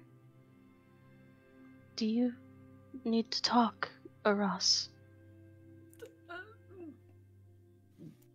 Sure. I have heard in my travels that when a friend is down and they are trying to drink, they should never drink alone. I found this wine back at the temple. You guys Ria, like you some? can smell it from there. That does not smell like wine. What does it smell like? Moonshine. It's like moonshine. Very strong. She just... wine. She kind of looks to Shala and shakes her head. Shala just kind of shrugs helplessly and takes it, and she goes, well, first time for everything. How bad could it be? Oh, it's pretty bad, but it'll... Give me a second. As Shala's gonna make a Constitution saving throw. Because she's never drank alcohol before. Or are we just gonna say that we went off to the temple? Yeah. I mean, you can. Oof. Oof. It hits well, her like a ton of bricks. She's within 10 of Rhea. That's right. So that's a 17. That's a 17. Still hits her like a ton of bricks. Rhea would at least try some before talking. Sure. Give me a Constitution. Oh. I love the show auntie. 3 drunk girls in the middle of the road. Definitely not wine.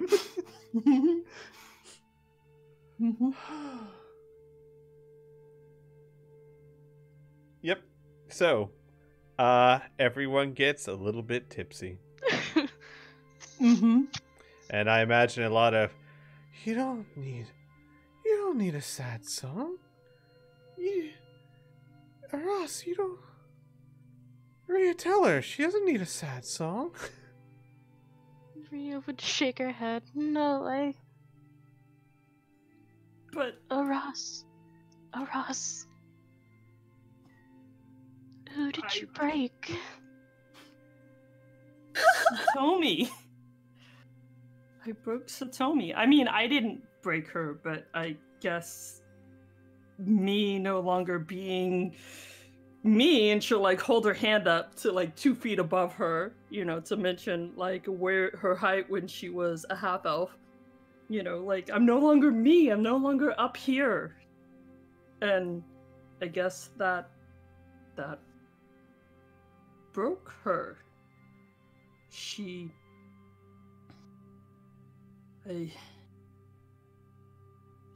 was always against like violence of any kind, and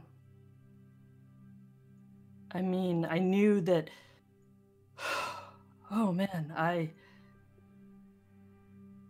I left her. Well, I left without saying goodbye because I couldn't stand to face her and tell her that I needed to leave, and when I did, I was probably going to hurt a lot of people.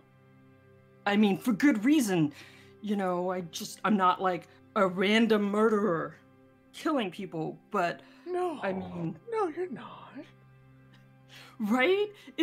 I'm hurting bad people, and that's they have to be, because they're bad. The worst. I should know. And Ria's just sitting to the side, like tilting her head back and forth, like, I don't know.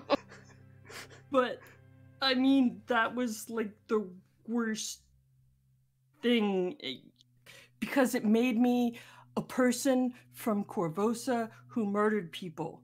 I was a murdering Corvosan. That's when they took her and she was able to escape, and she did it without hurting anybody, but that didn't mean they wouldn't stop from coming. And I thought the only way to stop them was to hurt people, and that's kind of what we've done.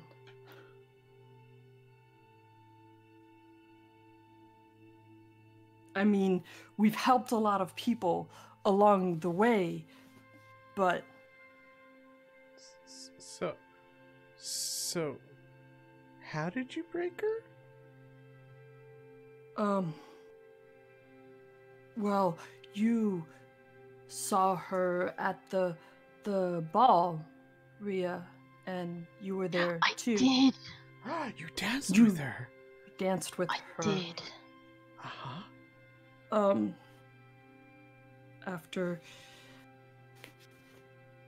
After she came back, Shala leans in while Ross is talking. A little bit jealous. I'm sorry. Ross, keep going. Like, they're doing this as you're talking. After she came back, she was a very different person, and that's because Arlen died.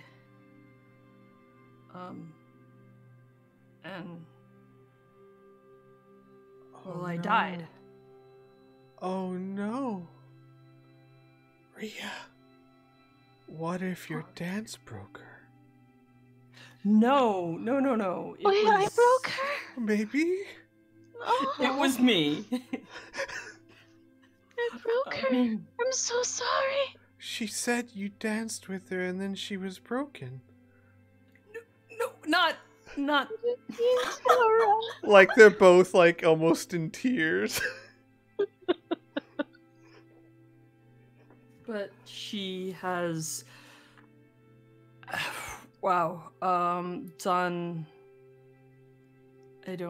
closed herself off, and now she is a member of the Bone Crushers, which is kind of like the elite fighting force. And I mean, this person once waged a campaign to disband the Bone Crushers. I mean, it didn't get very far because there's a valid reason for them to be there, but she was like even more of a pacifist than you are, Ria.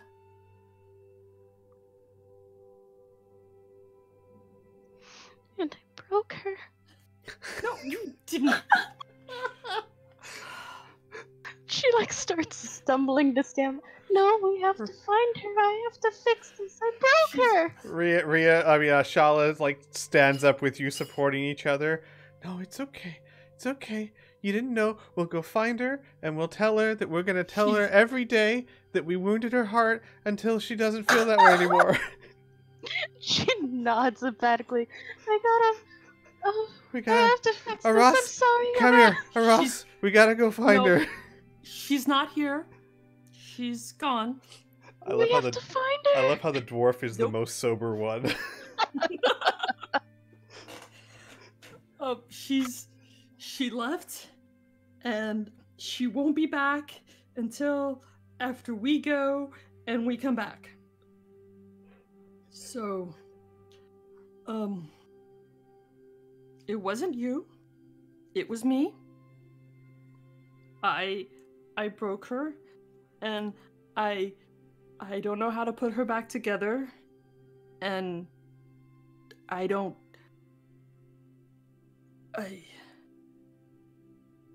I don't know what to say or where to go from here. And you're, the love people. And I mean, you, Shala, you were taken, and Rhea, you came in and charged in and you saved her. And I mean, that helped with your relationship. I mean, it didn't help, but you were there for each other. And Shala starts petting Rhea. I didn't have the courage to face her or to be there for her. So No, it's okay. We broke her, but we can fix her. We're gonna My dad, fix this. Yeah, my dad helps, and he fixes people all the time. And he taught me a little bit, and Oh, he's so and nice. I know I met him. he is. And I know love, and I'm in love. We're in love. We are. And we can fix this. And Aras is in love. You're in love. We're all in love. She is. She is. But It's fine. I don't know that we are on the same path anymore. Well, maybe she can't. What am I saying? Rhea, that's the black walk you told me about. Or black path? She's on a different path. Right, exactly. And I don't know that our paths will come back together. And she's like taking her hands and like separating and then like coming back and like pointing them together, and it's like they won't go in the same direction. And Rhea starts like mimicking what your hands are doing. Oh, but maybe they will. I mean, you won't know unless you We can help. talk. We can. Yeah. Oh, we're not like Robin. We can't do it like Robin. Oh no. Huh? No, not. I But heard we him. can. But we can help. Oh. I'm sorry if it seems like I haven't been supportive of y'all's marriage and the plans and stuff. It just... You didn't support our marriage? No, I did! I do! Is it because I we think broke you guys- Satomi? No. Oh, we it's did. Because it reminded me too much of Satomi and a different life. That... We have to fix this. It wasn't y'all. I guarantee you, it was absolutely me. And walking into a fireball. That really was the... Ooh, yeah. Why would you walk into a fireball? It wasn't intentional. It was... Well, this is why I try not to stand next to each other. And I try to separate, when we go into like combat and stuff, because we were too close together, and Gadrian kind of got the jump on us.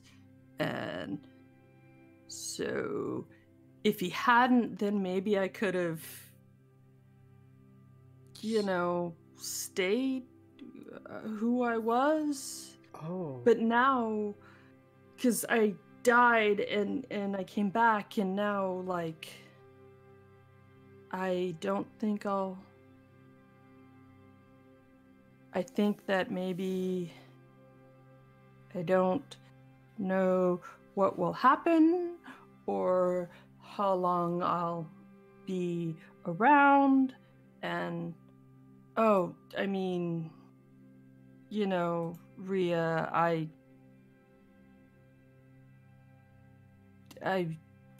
you know, killed Camille because I didn't want you to do that, because Mother's already mad at me, and I want her to keep her mad at me so that she will come after me and not come after you. Shala But comes now- over to Aras. I never thanked you for that. It's okay. It's, you know, I did it also for selfish reasons, because I had to, you know, Rhea kind of reminds me a lot of Satomi and how Satomi was, and, you know, everybody can be redeemed and saved, and I mean, I spent hours arguing with her about where that line to what it was that would finally take you to kill somebody, and you remind me of that, Rhea, and I couldn't have, you know, Mother coming after you too, and I don't know if I'll make it out of this, and then if I don't, then I shouldn't say anything, but I need to fix Satomi, but not, like, be with her, because at least until, you know I won't break her again.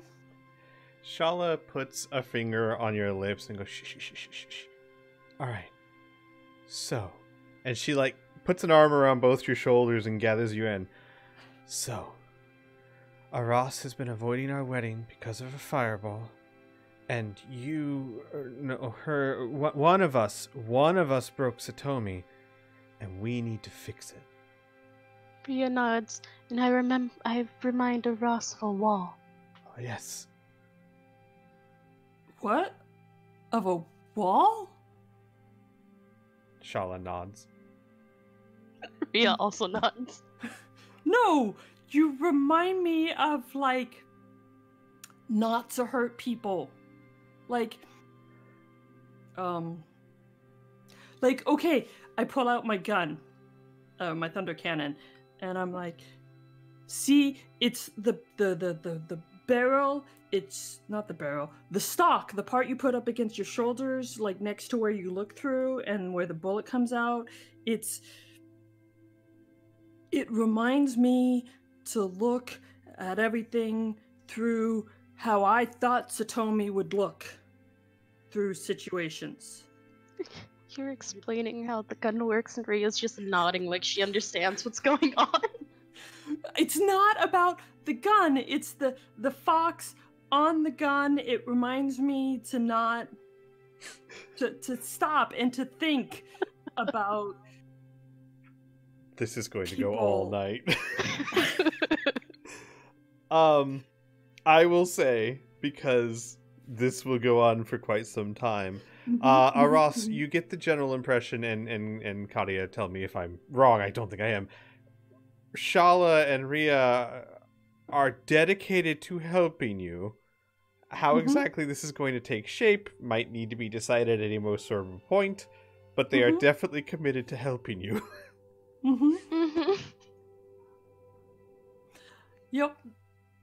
I mean, Oh, you know. man.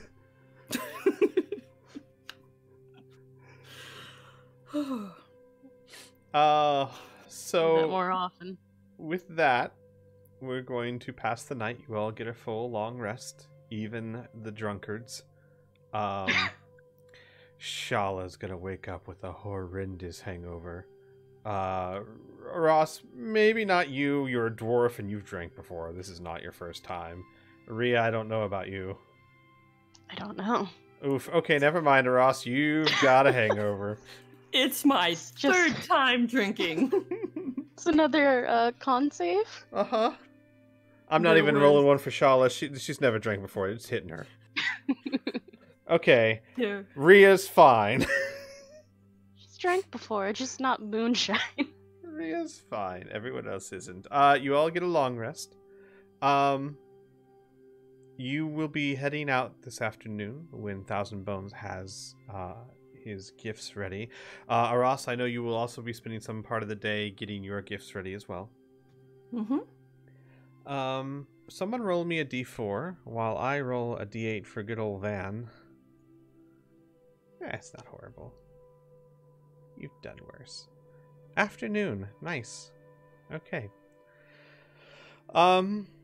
So, I assume we have a fairly usual morning routine. I have, Robin has errands to go run with Ash Dancer. We can cover that. Anyone else, or do we want to do that first? Actually, I was going to say Annika would check in very briefly with Amelia. There isn't a lot of exchange that anyone could hear. But at the end of it, Annika's actually going to, if Robin is willing, she wants to hang out with him and Ash Dancer as well. Absolutely. Oh, yeah. Okay. Also, in the night, just so I can cover it, he will let Annika know to let him know if she ever thinks that she's going to hurt Amelia again. And not answer any questions about it whatsoever. He won't answer any what? No, he'll just be like, hey, let me know if you feel like you're going to hurt her again. I mean, not now, obviously, but if the urge hits you, let me know. We'll refuse any further questions on the subject. Can I roll an insight because the fuck?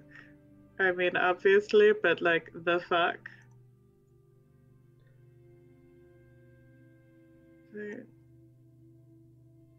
Oh, that's fine. Cool. All right. So yeah. Off with Ash Dancer we go. So you find Ash Dancer fairly early in the morning, and she is wearing her traditional robes. And as you approach, she goes, Oh, is that the young girl you needed to go take care of? No, still not the right young girl, but I thought you wouldn't mind if she tagged along, if that's all right. Oh, no, of course not. Hello, dearie. I don't believe we've met. Oh, hang on a second. Real quick. Shala's hungover. She's got to do a performance check at disadvantage to see how well she makeups you. Oh. Oh no. She makeups you. Sorry. Oh, she still looks she's amazing. still, she's a pro. Yeah, she's just like, I might be hungover, but you're gonna look fucking gorgeous by the end of this. Oh, my head. Ash Dancer goes, My name is Ash Dancer. I am one of the elders of this tribe. Annika, like, kind of looks over at Robin a little uncertain for a moment, and then will give, like, the gesture of, like, a bow / curtsy. Just kind of like, my name is Annika. A pleasure to meet you, Annika. If you would please, I have some errands to run, and young Robin here, she wouldn't have said young, actually she would have said honored Robin here, agreed to help me. I see. She, like, kind of looks over at Robin and then back at Ash Dancer. I hope you don't mind me simply tagging along. I don't know how much heavy lifting I can do. And she kind of makes a gesture of, like spreads her arms out. She nods. Company is always exciting. And she'll begin walking down the streets. And as you walk down the streets, she begins asking both of you, but she'll start with Robin, and she'll say, So, Robin, have you thought about what you're looking for? Some, but I haven't settled on what. My main concern has been spent with finding more time to seek what I'm looking for. I've really only had a chance to spread my wings, so to speak, for maybe 12 years now. She nods. How long since you crossed over?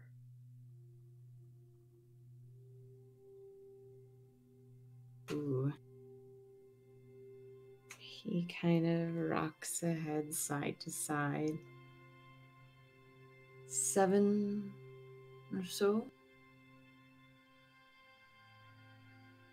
7 or so years since you became... Oh, I thought you meant the body. And he looks down at himself as if this is what I have. Counts on his fingers. 904 now? She nods. I see.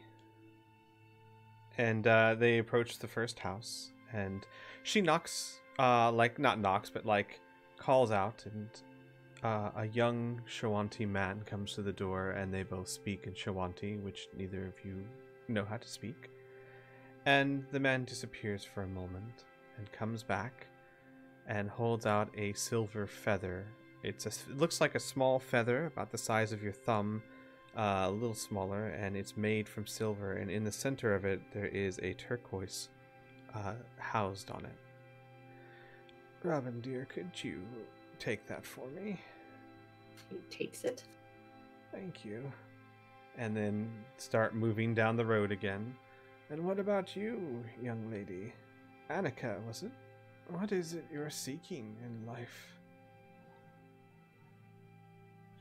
She raises a bit of an eyebrow at the life bit. I'm seeking the rest of me, I suppose. She gives a little bit of a tight smile. I'm missing a piece of me. Quite literally, a piece of my soul. She, looks you up and down, and then you say piece of your soul, and she hesitates. Your soul? She nods. It seems my ex-husband wasn't satisfied with simply divorcing me. But, dearie, no one can take a part of your soul unless the process would... Oh. Annika, do you mind if I ask you, are you, like Robin, an ancestor walking among us? And she'll feel you. You certainly don't feel. You're warm to the touch. She stares at her and frowns. What are you talking about? Robin tests her. Yeah, she looks down at her half-existing form. Oh, wait, so this isn't in Amelia's body? No, she can't possess her because of the daily... I'm sorry. Yeah. This would have gone very differently. My apologies. Well, it wouldn't have gone too differently. She just would have obviously known you're undead. So what she would say... what? Sorry, so she would say, So, a piece has been ripped from you. Yes. Technically, 2 pieces were taken, but my sister was able to acquire one of them. I see. and she'll go to the next house, and like before, a elderly woman answers, and they speak in Shawanti, and she goes away, comes back with a very similar feather made from silver with a turquoise in it, and she motions for Robin to take it. We will do so. And the day continues like this, and Ash Dancer asks many questions about Robin, about Annika. Annika would actually ask at that point what the purpose of the feather was. It's a relic important to my people. And obviously, like, that answer's not quite enough, and she'll say, "Patience. You'll see in time." Can anyone join the Shwanti by chance?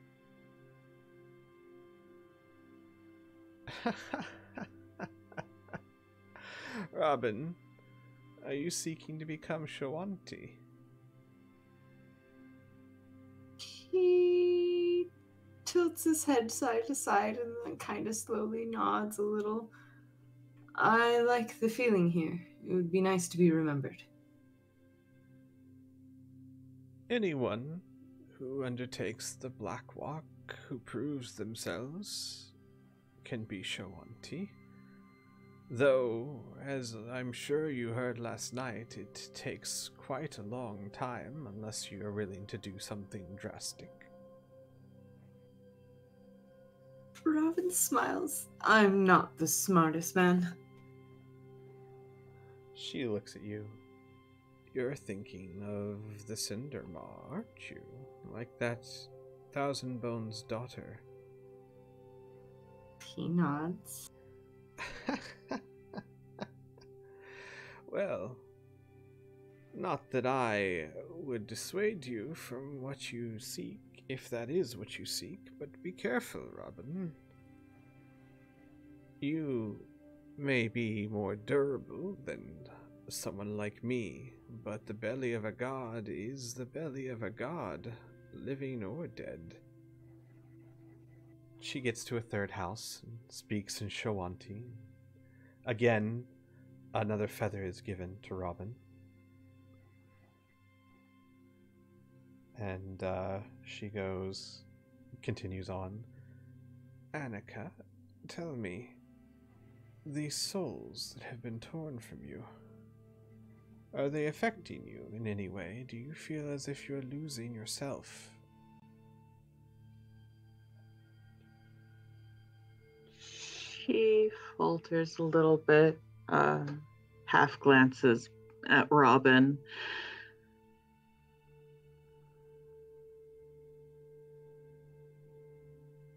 I've not felt like myself in quite some time, so I suppose it's hard to tell. She nods. If you don't mind me asking, this isn't exactly my expertise, but how are you anchored here? Robin is anchored by this body, obviously, but you, what keeps you here, child?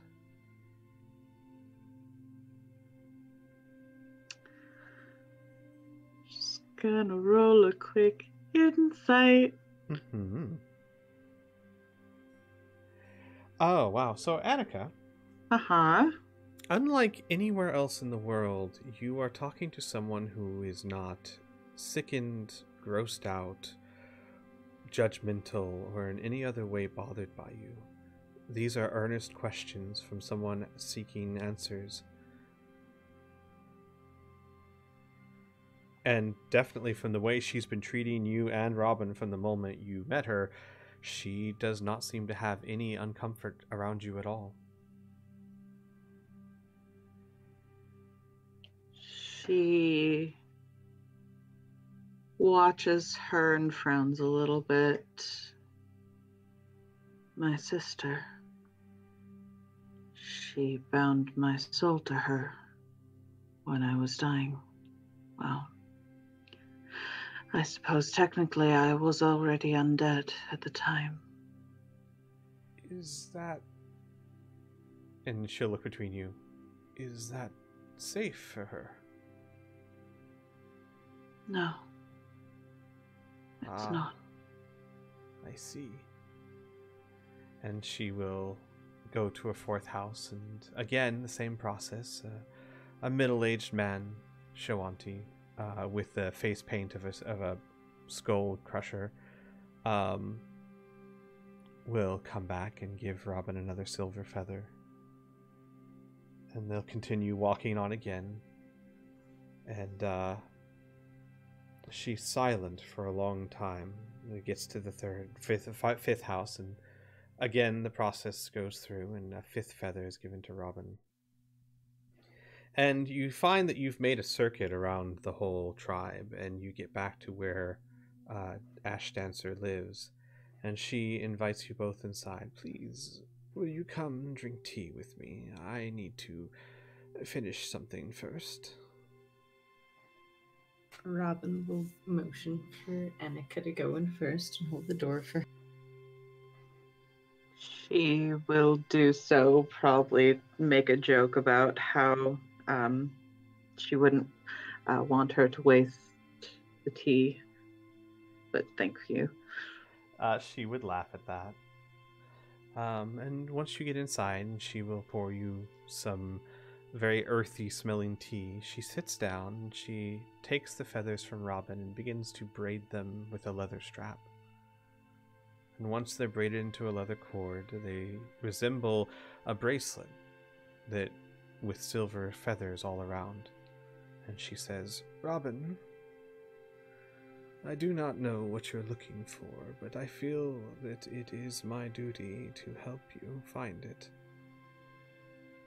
I would like to give you a gift.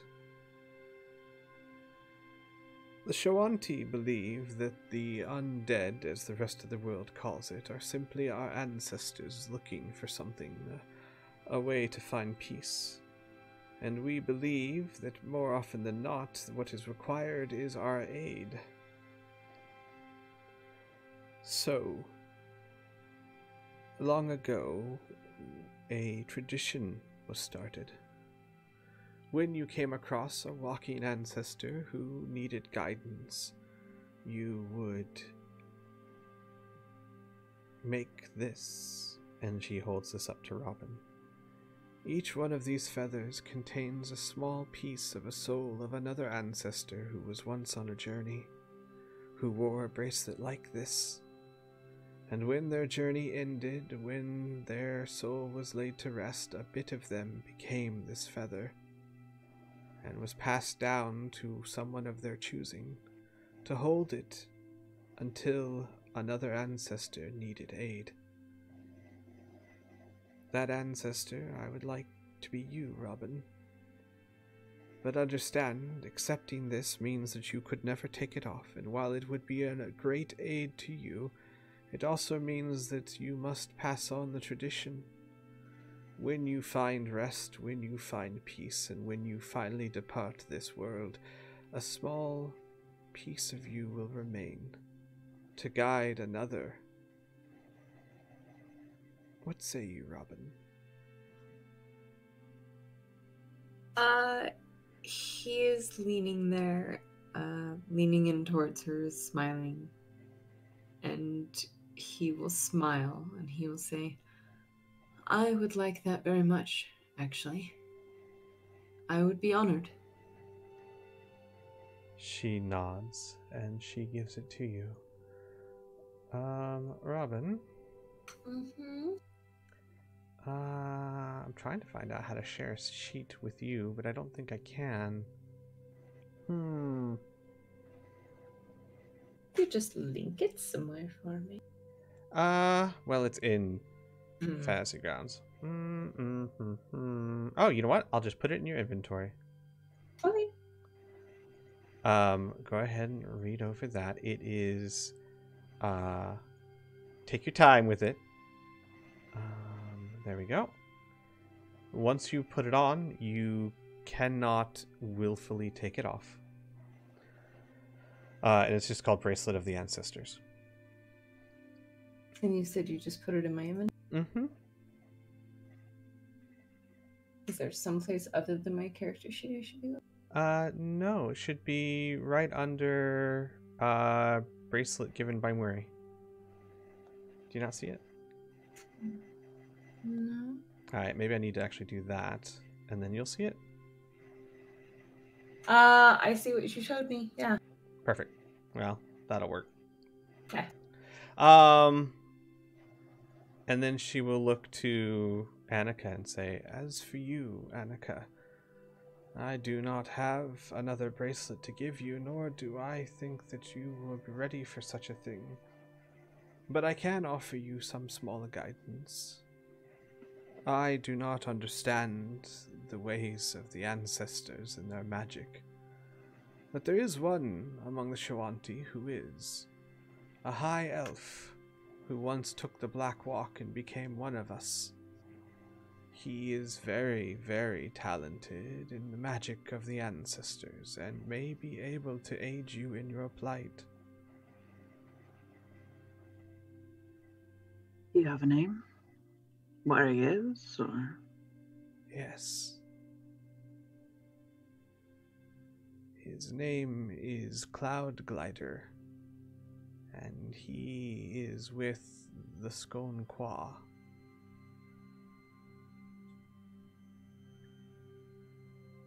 She nods slowly to herself. All right. All right. And she kind of awkwardly bows her head, or starts to bow her head, and then stops and reaches out and puts her hand over Ash Dancer's in emotion and says, "Thank you." She nods. Of course. You are walking a difficult path. I only wish to help as best I can.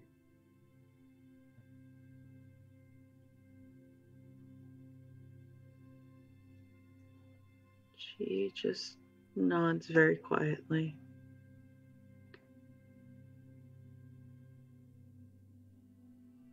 Oh, by the way, I forgot to say, Robin, that requires attunement. I don't know if I put that in there or not.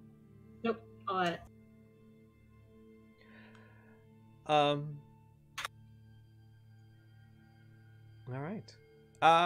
Moving on. Anyone else? What do you guys do during the day?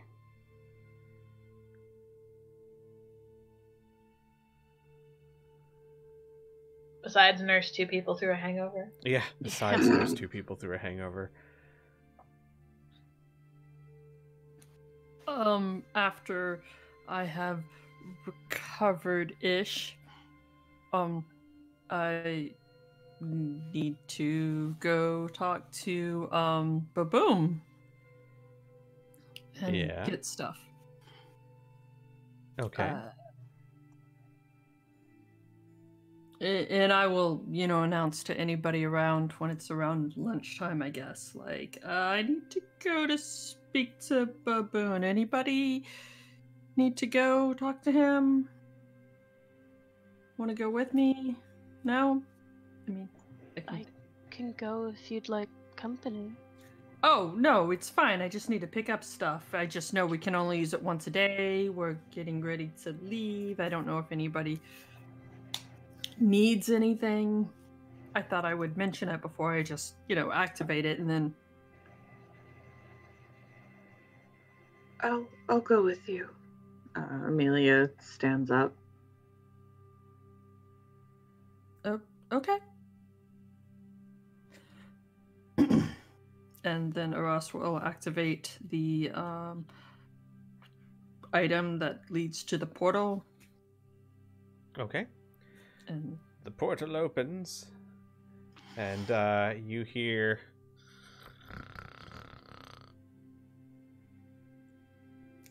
do we have, like, a doorway or anything? Yeah. Oh, so she'll knock on the doorway, like... Oh, no, not a doorway, just a portal to the store. Then, like, inside, like, on the wall, she'll knock, like, hello? Hello, my friends. What? Oh. Oh, one moment. And, Jesus Christ. And you see a Baboom wearing what looks to be similar robes that he normally wears, except they are crumpled and his hair is like bedhead. And he's like rubbing his eyes. Yes, my friends, I am sorry. I must have dozed off a bit. Hello, welcome. Yes, Aras, I was expecting you yesterday. It's not too late, no? No. Yesterday was too early. This is perfect. I was wondering if I do you by chance have a guitar? Let me see. He starts like looking around. Roll me a D100. Fuck. Yeah. You can do it. Wait, I gotta figure out how to do that. Hold on. Right click over the D10. It'll give you Yeah. a percentage. There we go. Yep. 35. I do. It's not what you'd consider the best quality, but yes, I do. And he pulls out a guitar that looks like it's made out of cedar or some other type of wood. It has strings on it, and he kind of blows the dust off of it and gives it a thung. He's like, "Oh, it is need to be tuned, but it is quite good, I assure you."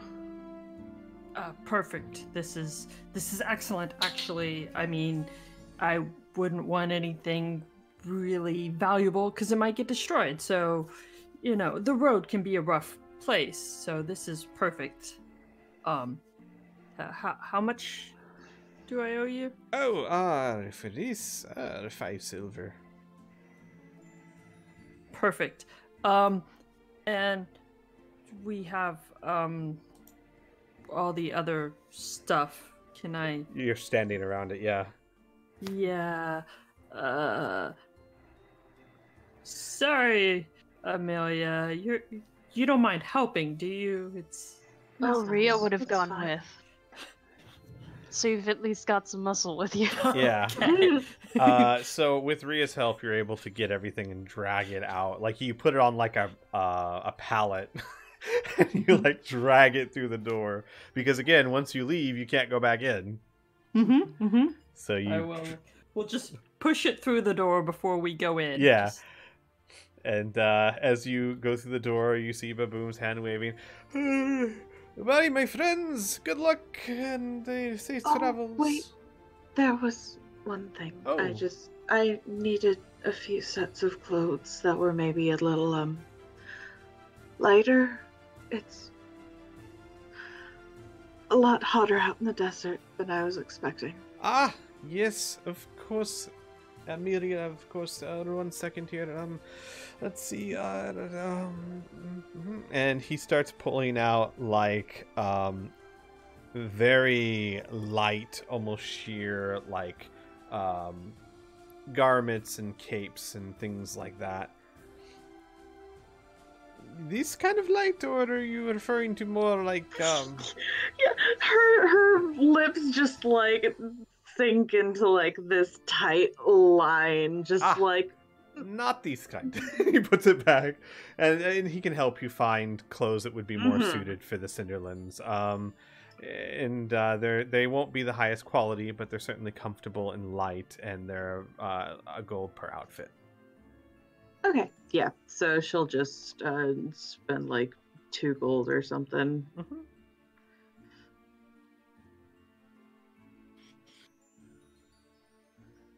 All right. Gotcha. Anyone else, Murray? Murray would like to spend the day largely, probably with Isolanda.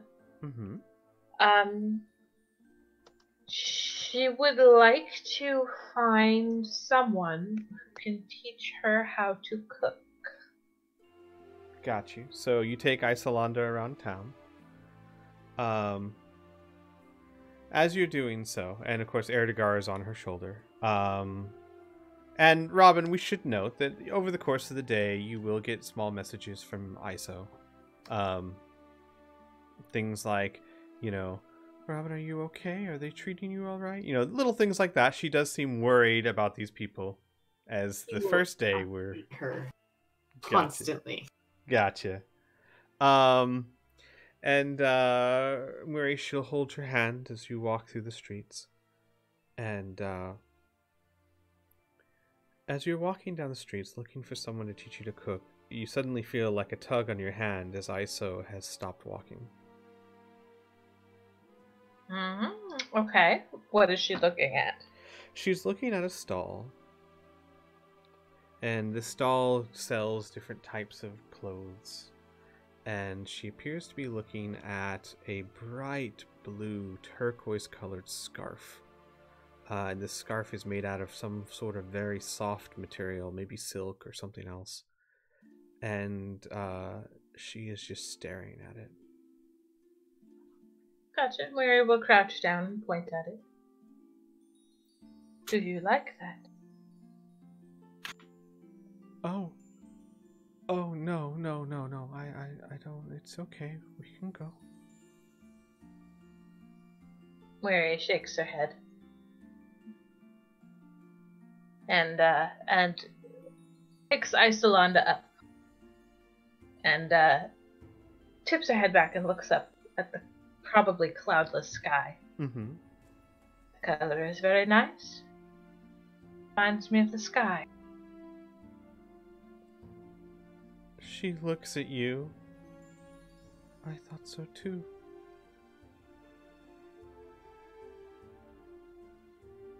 Mary's eyes crinkle up at the corners.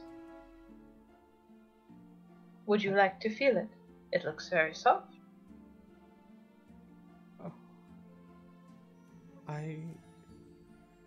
Okay. And Mary will ask the shopkeeper if that's all right. And the shopkeeper nods. I mean, they don't speak common, but it's fairly clear from the body language alone. And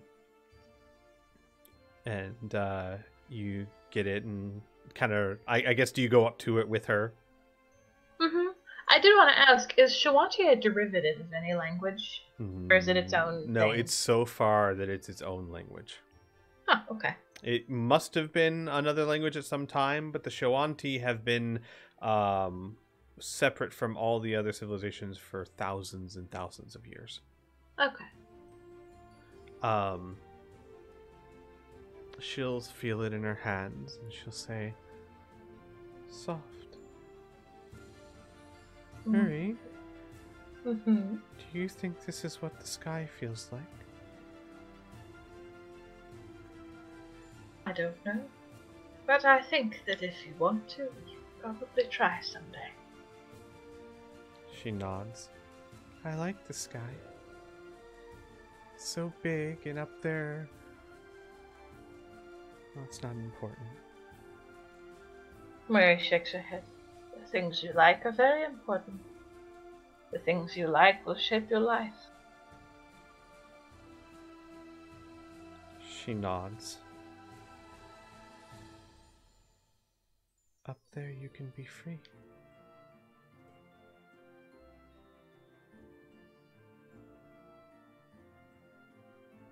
And then she kind of just like buries her face, like she said something that made her very nervous or shy. Gotcha. And we will stroke her hair and inquire about the scarf and... It's 2 gold. Oh, done. Done and done. And she will put Isolanda on... Put Isolanda on the ground. And wrap the scarf very gently around her shoulders. Oh, but I see. Who do you want me to hurt? Oh, squeak. Mary is very still for a moment. I don't want you to hurt anyone, my dear. If the sky makes you happy, I want you to have a piece of it, so that you might always know what freedom feels like.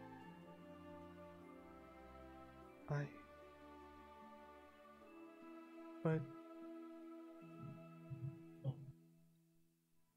Oh. Roll me persuasion with advantage, Murray. Oh, God. Stop It's making me okay. roll! You have advantage! You've got inspirations! I do. I'm not. Persuasion? Mm-hmm. With You advantage. just gotta start being around people who have bonuses and persuasion. Oh, guess who's gonna use that That inspiration. Yes. Roll with advantage again, of course, because if you use it on an advantage roll, you get to keep the advantage. 19. Okay, much better. She nods at you and she goes, "Okay. Thank you." And she wraps it a little tighter around herself.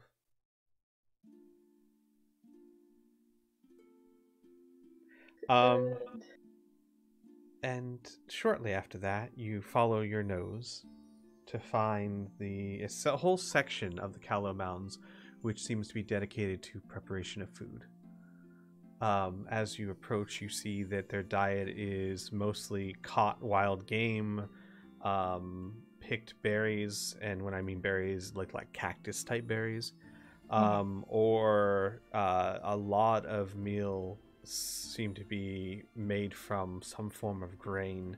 And while you can't imagine what kind of grain grows out here, it seems to supplement a large part of their diet. And you can see that they crush them, they make them into paste, they make them into like a flatbread, they use them in almost all the cooking. Gotcha. And Mary will point to all of these people, well, in sort of a broad sweeping motion, not picking anybody out of the crowd, like you, to Isolanda, and will say, "I like food, and I like to cook. Do you know why?" She shakes her head.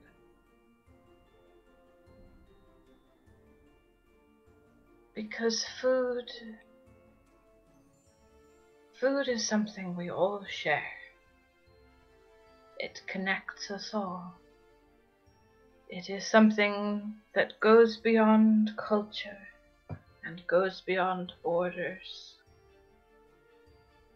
And when you cook, when you make something that is meant to be shared, when you make something for the purpose of nourishing yourself and others,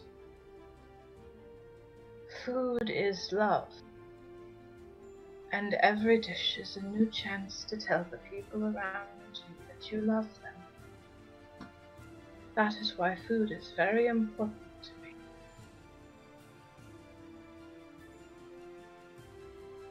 She nods, listening to every word, and she tightens around your hand.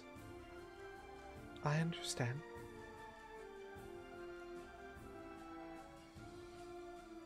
And she'll turn to Erdegar and say, Edgar, is Robin there? He bobs his head yes. Robin, Mary gave me a piece of the sky, and she's going to teach me to cook love.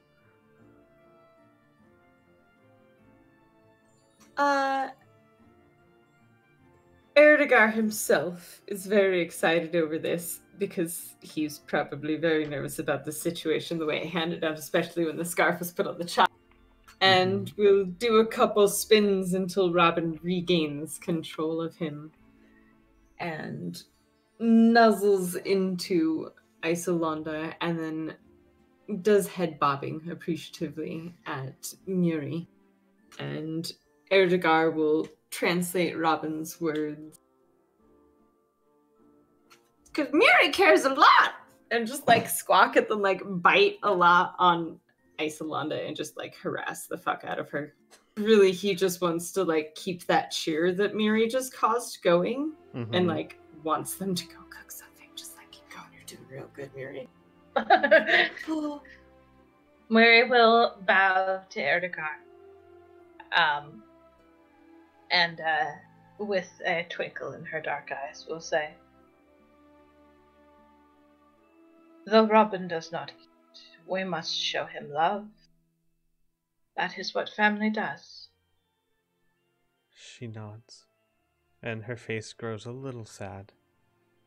That's all right. So alone. Well, not anymore. He has us, doesn't he? She nods emphatically. And Erdegar may have all the parts of the meal he might like. Oh, he's already fluffing up, trying to imagine how big he can get. So Miri, Mm-hmm. at first, the Shawanti cooks, who are both men and women, but they do tend to be older, as if the younger ones have different jobs, or younger, as if you're taught to cook when you're young, but that doesn't become your main task until you're too old to do other more physical tasks. At first they're a little standoffish, but when they see that you have a genuine interest in cooking, they quickly become excited to show you Shawanti cuisine, and you and Iso spend hours helping. For you, it's more instructive. There's plenty of people there who can speak common. I mean, I say plenty, at least 2 or 3. And they kind of instruct you, and it's a lot like what I said. You kind of gathered when you walked in. Every part of their diet is supplemented by this grain, which is called tallow grain. It's known for being very hardy and capable of growing even in the Cinderlands. And they use that to make bread and spice and mashed, like almost like a version of mashed potatoes, but with the grain, and it's in every dish. They also, a large part of their diet is carnivorous, as plants are hard to come by in the Cinderlands, but animals are not. Gotcha. And like I said, the berries and all that, and they will teach you what berries go with what and how they do this, and with Iso it's very much more she helps this person knead the dough or roll that flatbread out, things that are much more suited for a child. And you spend several hours together doing that. And in return for their being so kind and willing to teach her, she will give them several large jars of honey. She imagines they don't get to eat sugar a whole lot.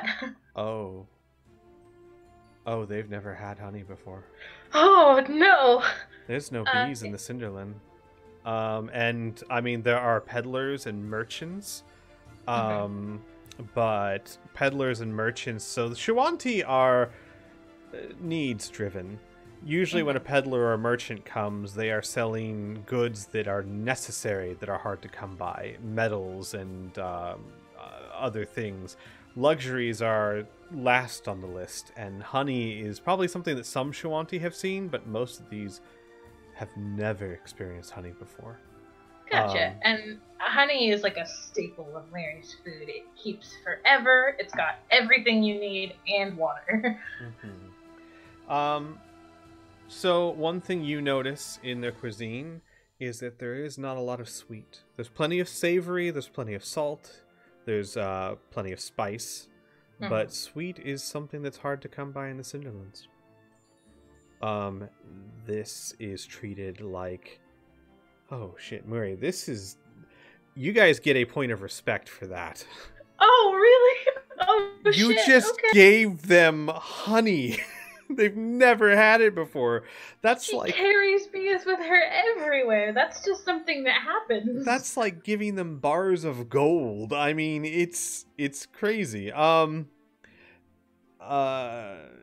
Aras, even in Aras's thing, she was concentrated on, because Aras is very Sid, back me up on this. Aras is very practically minded, right? What do they like? They like blankets and utensils and spices, and just, you never even occurred that honey would be something. You've never even seen honey. They probably don't even need it. You know what I mean? Like, this is, yeah. So you all gain a point of respect from that. Jeez, I didn't even think about that. Yeehaw! All right. Something down here. All right. Okay. All right. Anyone else? Before we move on. After we get back, but before we meet Thousand Bones, I have to get some... Does anybody have some non-magical normal paint? Shawanti have tons of paint. Okay. Well, I would need some paint to Sure. paint the guitar? Sure. Shawanti have many different kinds of paint, usually used for either painting structures, tents, things of that nature, or more commonly themselves. You also know about something called Shawanti War Paint, which is actually magical, but you've never actually seen it before. You just know that warriors use it when necessary. But you can find tons of regular paint. It's usually used by hand. They don't use brushes or anything. I just want regular paint, and I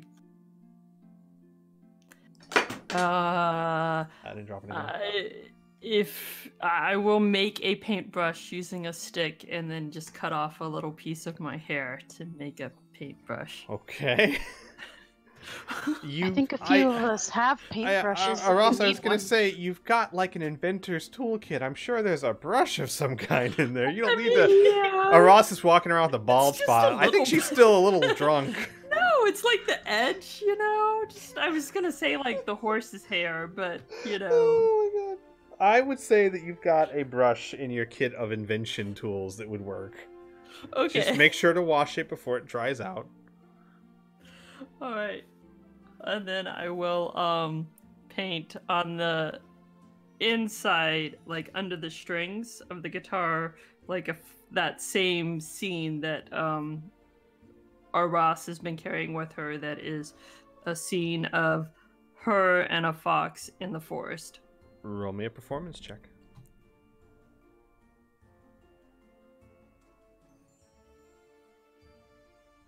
Okay. Oh, you damn. do a really good job, too.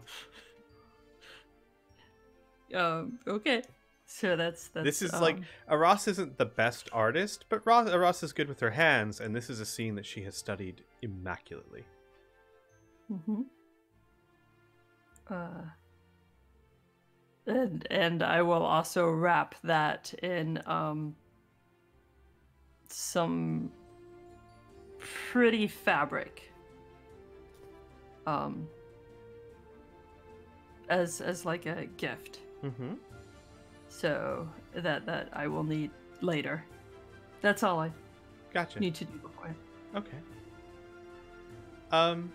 So you all go about your days, and as the early afternoon approaches and you all start preparing to go, the whole Callow Mounds gather in a large crowd around the guest yurt. Many of them oohing and awing over the gifts that you have brought on the pallet. Yes, Annika? No, it's fine. It's fine. Go on. All right. And they seem very pleased by it. And as I said, you get a respect point for that. I believe I've already mentioned that. So you now currently have a total of 3 respect points. Someone put a tally somewhere. As this is very pleasing to them. Not only is it things that they need and really use and have trouble finding out here, but it's a lot. It's a lot.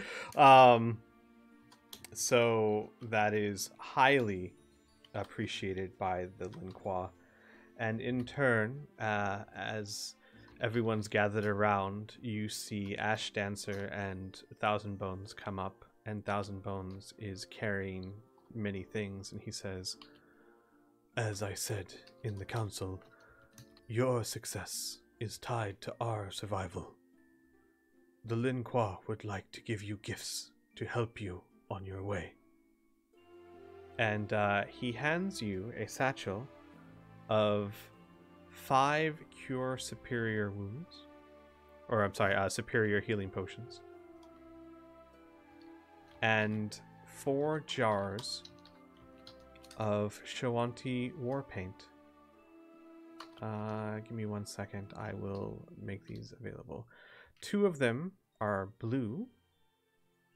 There you go. And then that's not it. Is it this one? Nope. It is this one. And 2 of them are black. And Thousand Bones would explain that this is a magical item of our people.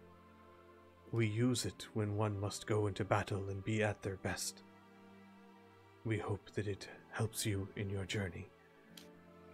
Each jar is enough for 2 applications. So there's basically 4 applications of blue and 4 applications of black. The different colors do different things. It lasts for 24 hours once you apply the effect, but you can only have 1 effect on at a time. And Thousand Bones says, there are many other colors, but we do not need them as much as the other tribes. If you come across more, they will help you. Please accept these gifts and our blessing. And as he says that, there's a commotion. You see, walking through the crowd, where is it? A very large Shoanti.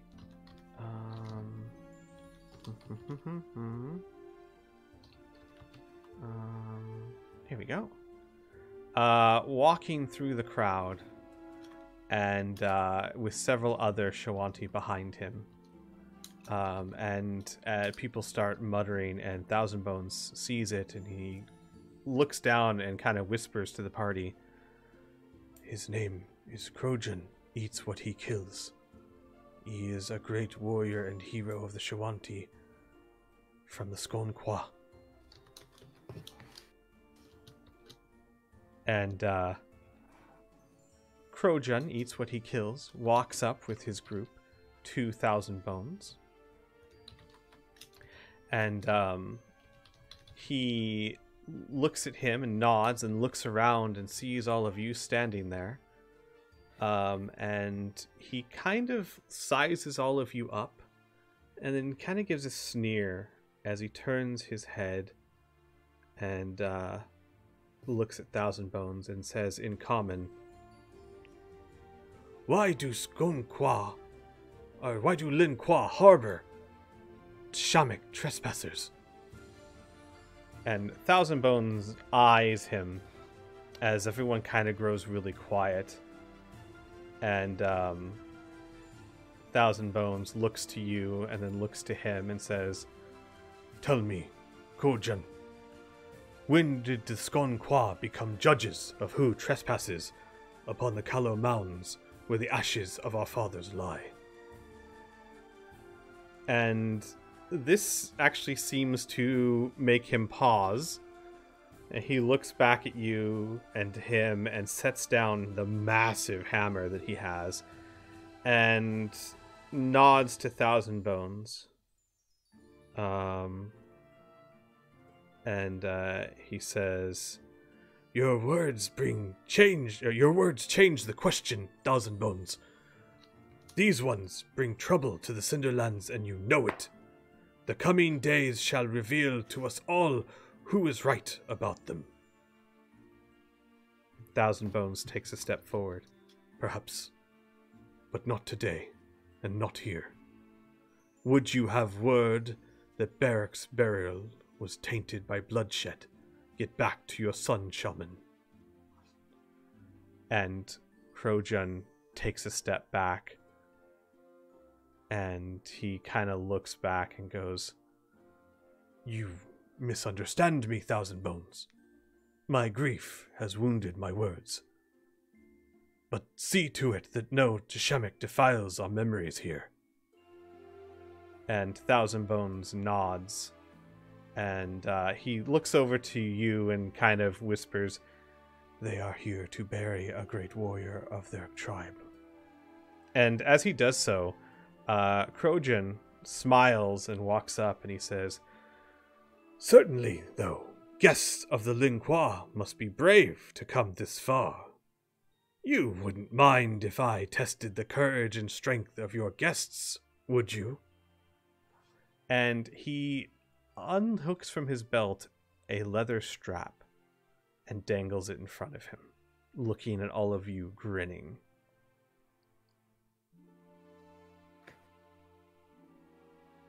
Aras, roll me a knowledge history check, please.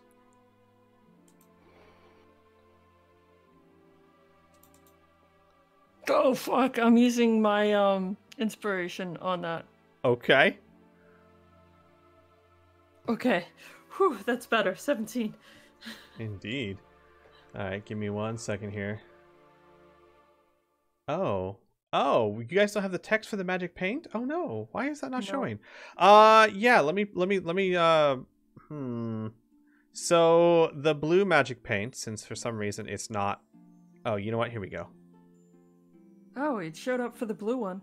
Yeah, and then let me find the. What was the other one I gave you? Black. Yeah. Yes. Here we go. So the blue war paint adds 30 feet to your movement speed. And the black one basically gives you the benefit of the blur spell. Nice. Would that 30 feet stack with my fleetness materia? Mm-hmm. Want to go zooming around the battlefield, guys. Mm-hmm. Shawanti Warpaint, as you can see, is very expensive for a reason.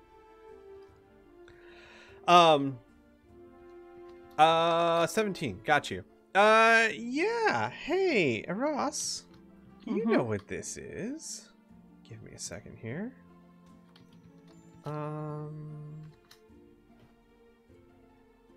Give me a second. Where is it? Oh yeah, here it is. This is a game called Sredna.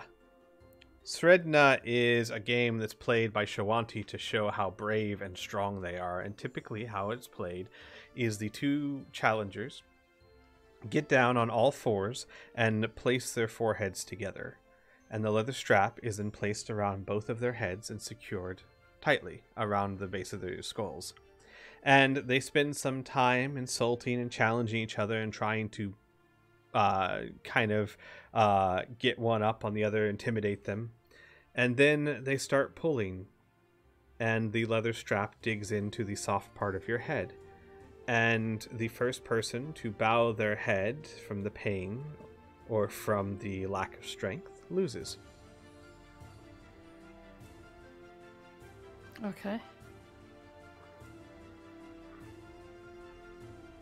The rest of you have no clue what's going on. This guy is just asking if they're up for a friendly game, and he's dangling a looped leather strap.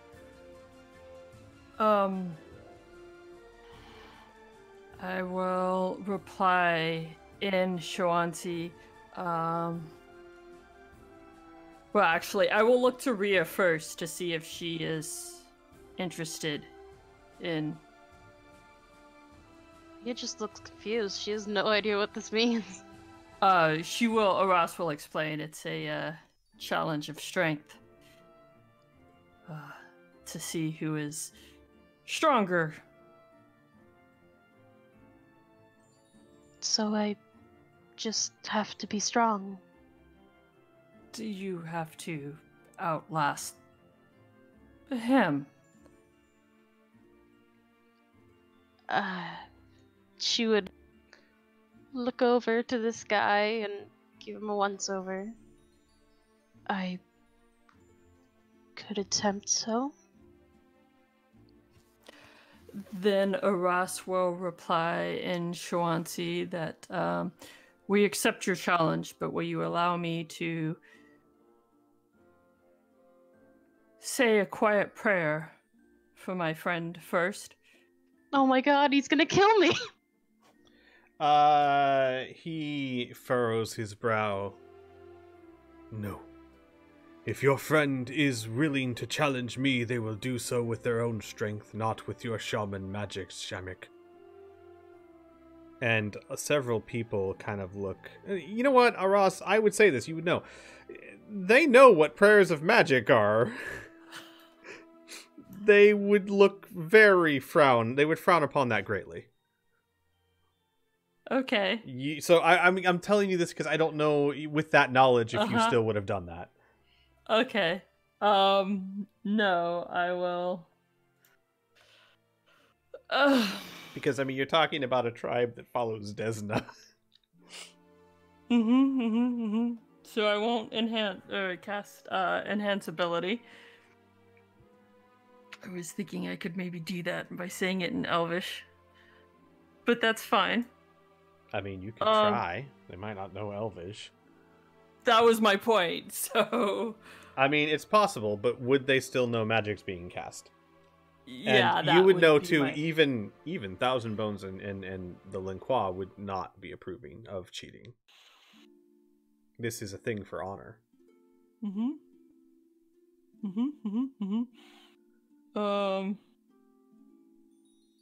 Let me die with honor, Ross. Okay, sure. I will. This is fine.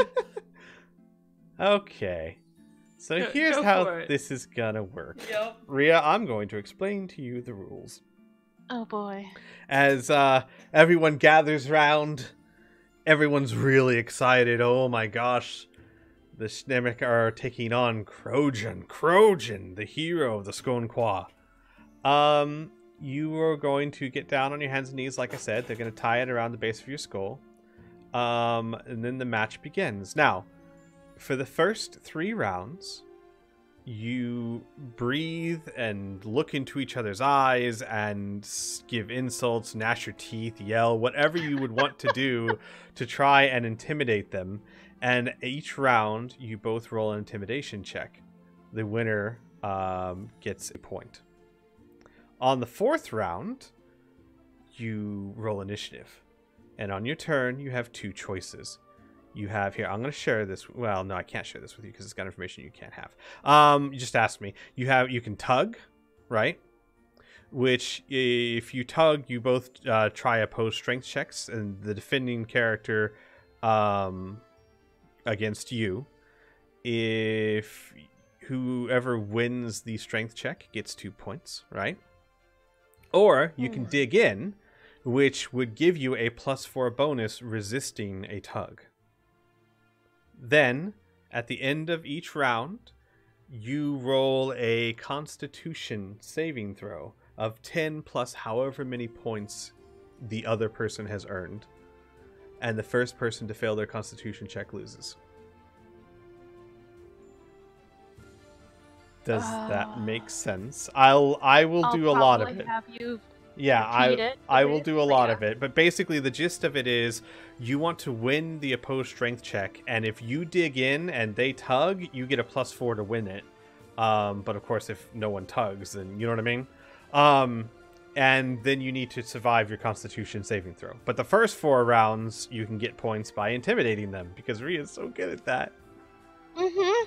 All right, so you both sit down or get down on all 4s. And they start tying the leather strap around your head. What are the rest of you doing? Because the Shoanti are very excited. Annika just mutters to Robin, so she's actually going to have to insult him. How do you think that's going to go? I think it's going to go terribly, but her polling will work. I mean, maybe if she... He just looks confused, there's nothing she can do that he believes she'll do. She'll help. Annika just watches him for a moment, waits, just no, please continue. Can we just have Robin get in there for the first 3 rounds and then just switch out? Robin leans over and he's like, I'd kiss him.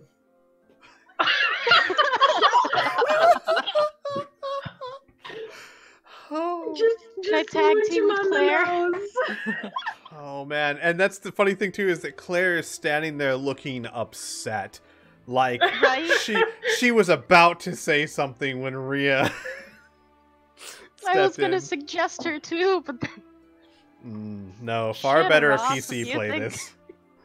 So, I have a question about magic, and then I have something to say to Rhea. First is guidance. Would that be illegal or any? I mean, boost okay. is probably illegal.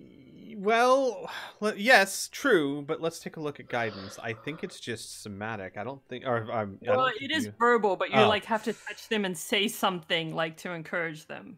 You know what? I'll let guidance slide. It's such a low level spell that people would really have to be looking, and it's not like other Shawanti aren't patting him on the back. You know what I mean?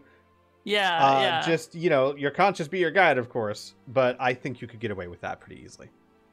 Okay, so I will walk up to her and say, let the power and spirit of Desna flow through you, and if that doesn't work, you were raised with Claire and other siblings. Come on, for God's sakes. You had to have gotten into some kind of fight and learned something from them. I'm feeling a little attacked. Was that supposed to be encouraging? I mean, I'm sure, growing up with siblings, I know how, fights and conversations can get, And then there's Rhea. Yeah, she was the one breaking up those fights. And Sebastian, maybe.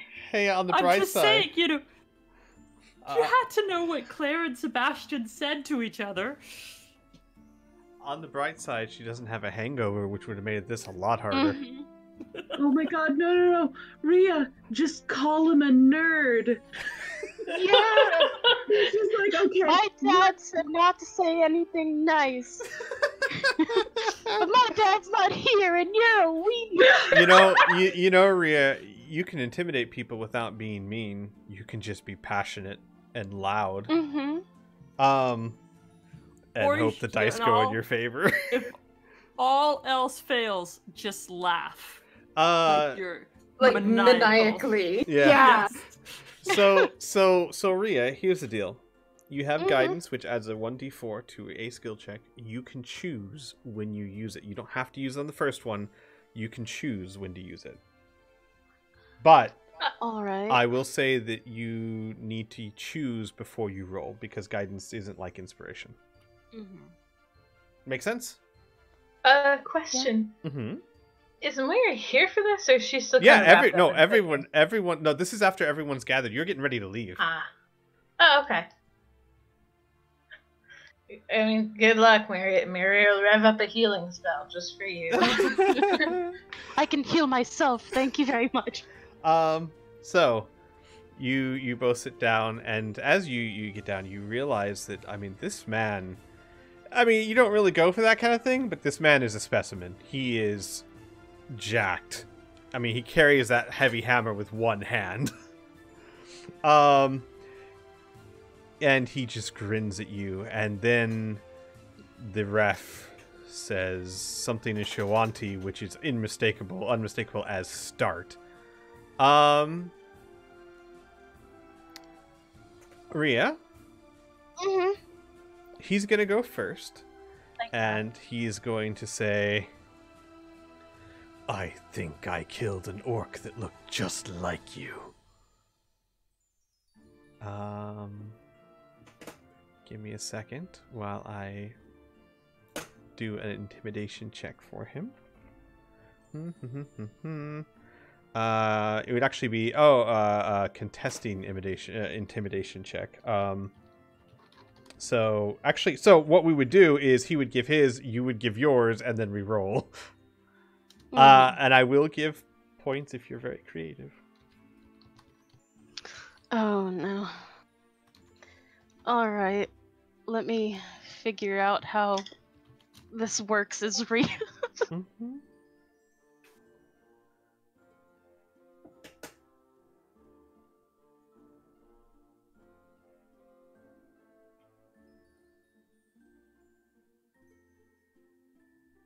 Oh boy.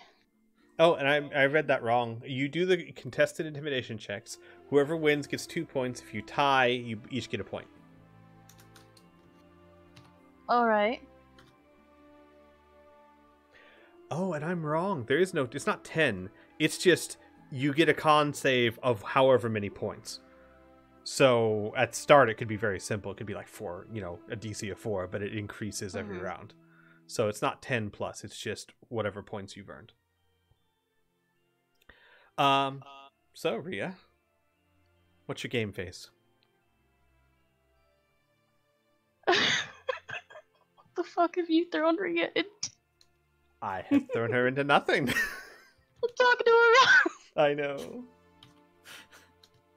I mean, I could have done it, but you know. Hang on, let me just increase this image size of Crojan over here.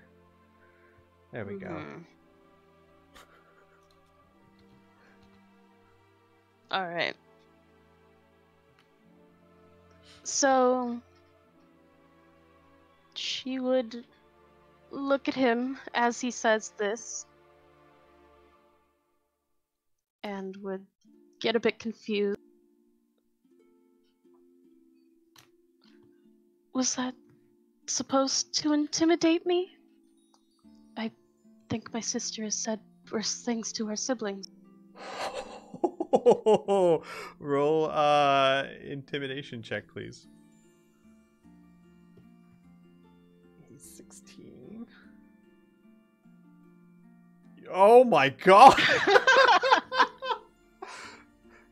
He, like, looks at you. He was expecting you to fold easily, and believe it or not, his charisma's not really that great. Can't imagine why. You get 2 points. Second round, he looks at you and he goes, huh. And he just screams loudly into your face.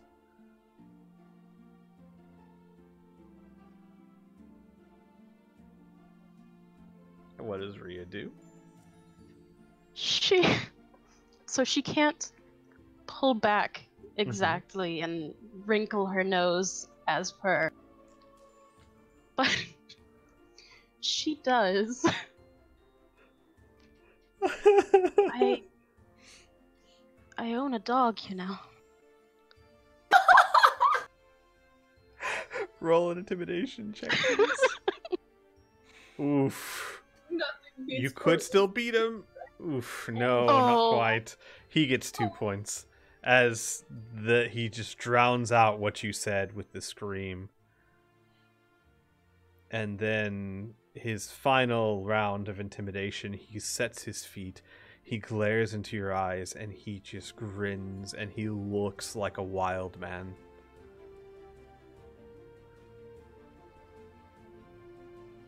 Okay.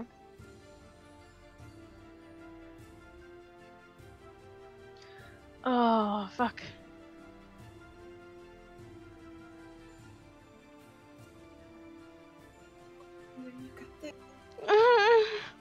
I'm floundering.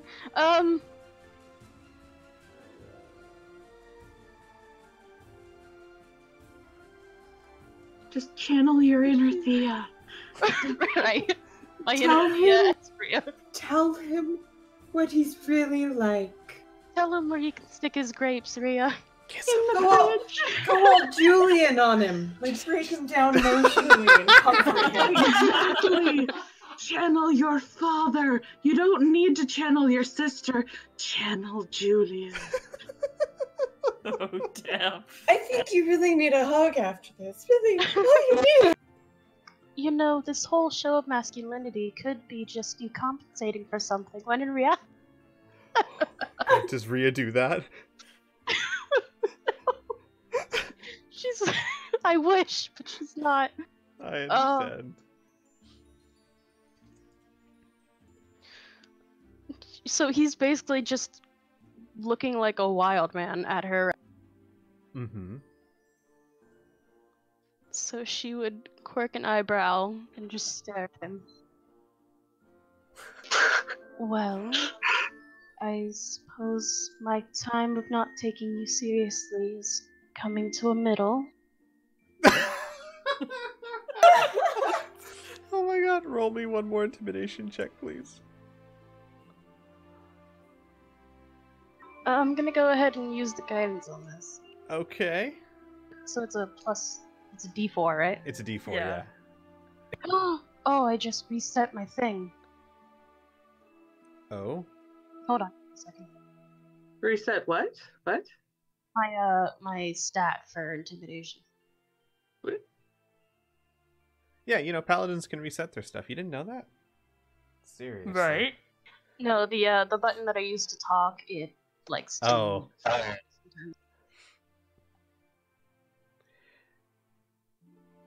16 plus 3.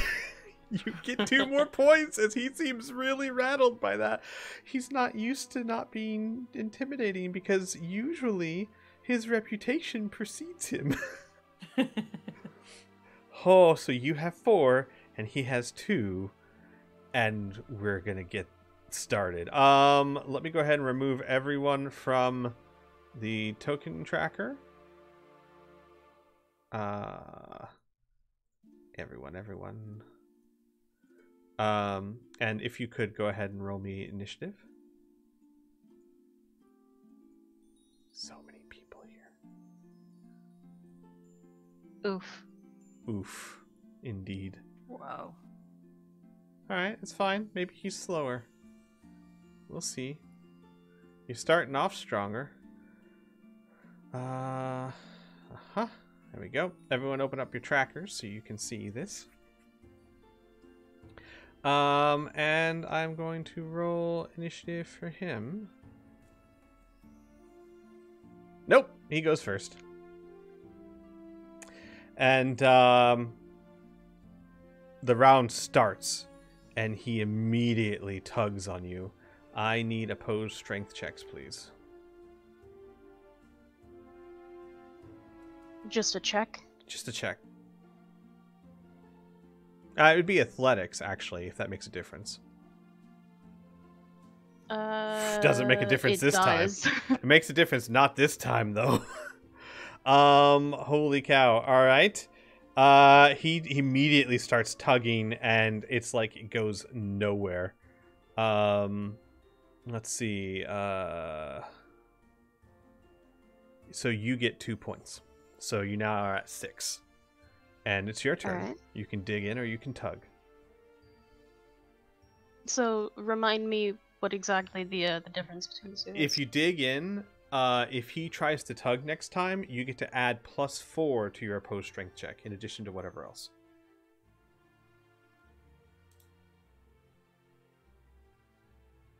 All right. So she'll just tug for now. Okay. So opposed strength checks again. Athletics. I should actually check and make sure this guy doesn't have. Give me a second. Does he have anything extra? No, he has acrobatics, but not athletics. That's weird. Well, whatever. No, 14. 14. So it's tied, which means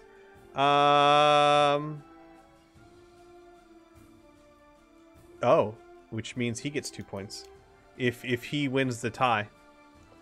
So he is to 4 points, you're to 6 points. All right. It is your no. So now we both need to make a Constitution saving throw. However, he has to get a 6. You have to get above a 4. That probably won't be hard at all. He succeeds. Have a con save? Yes. I have a +9. Yep, so you're fine. You're fine. I thought this was going to be much harder because he's got banana stats, but apparently not as bananas as Ria's. Round 2, his turn. He is going to dig in. What happens if we both dig in? Nothing. You sit there and do nothing.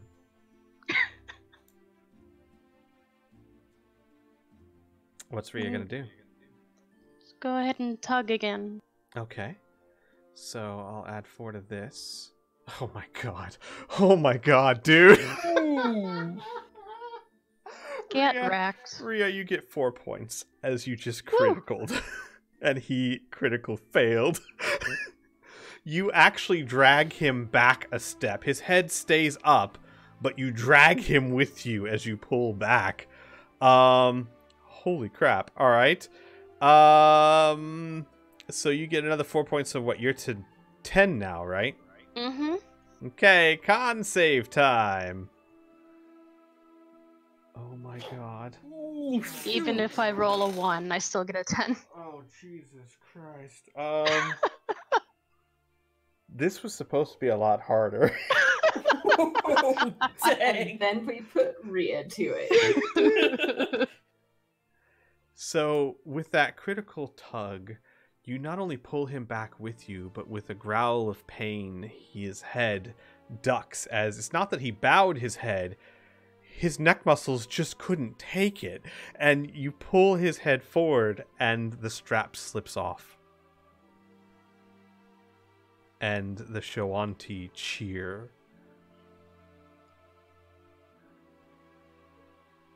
The Krojan falls to the ground as his head bowed, right? He kind of falls down a little bit, and he yells at the ground and pounds it, and then takes a few breaths and kind of like collects himself and looks at you, and he looks at you very curiously. First of all, what are all the other players doing? Annika just silently claps next to Robin. Amelia, like, actually claps, just like, holy shit!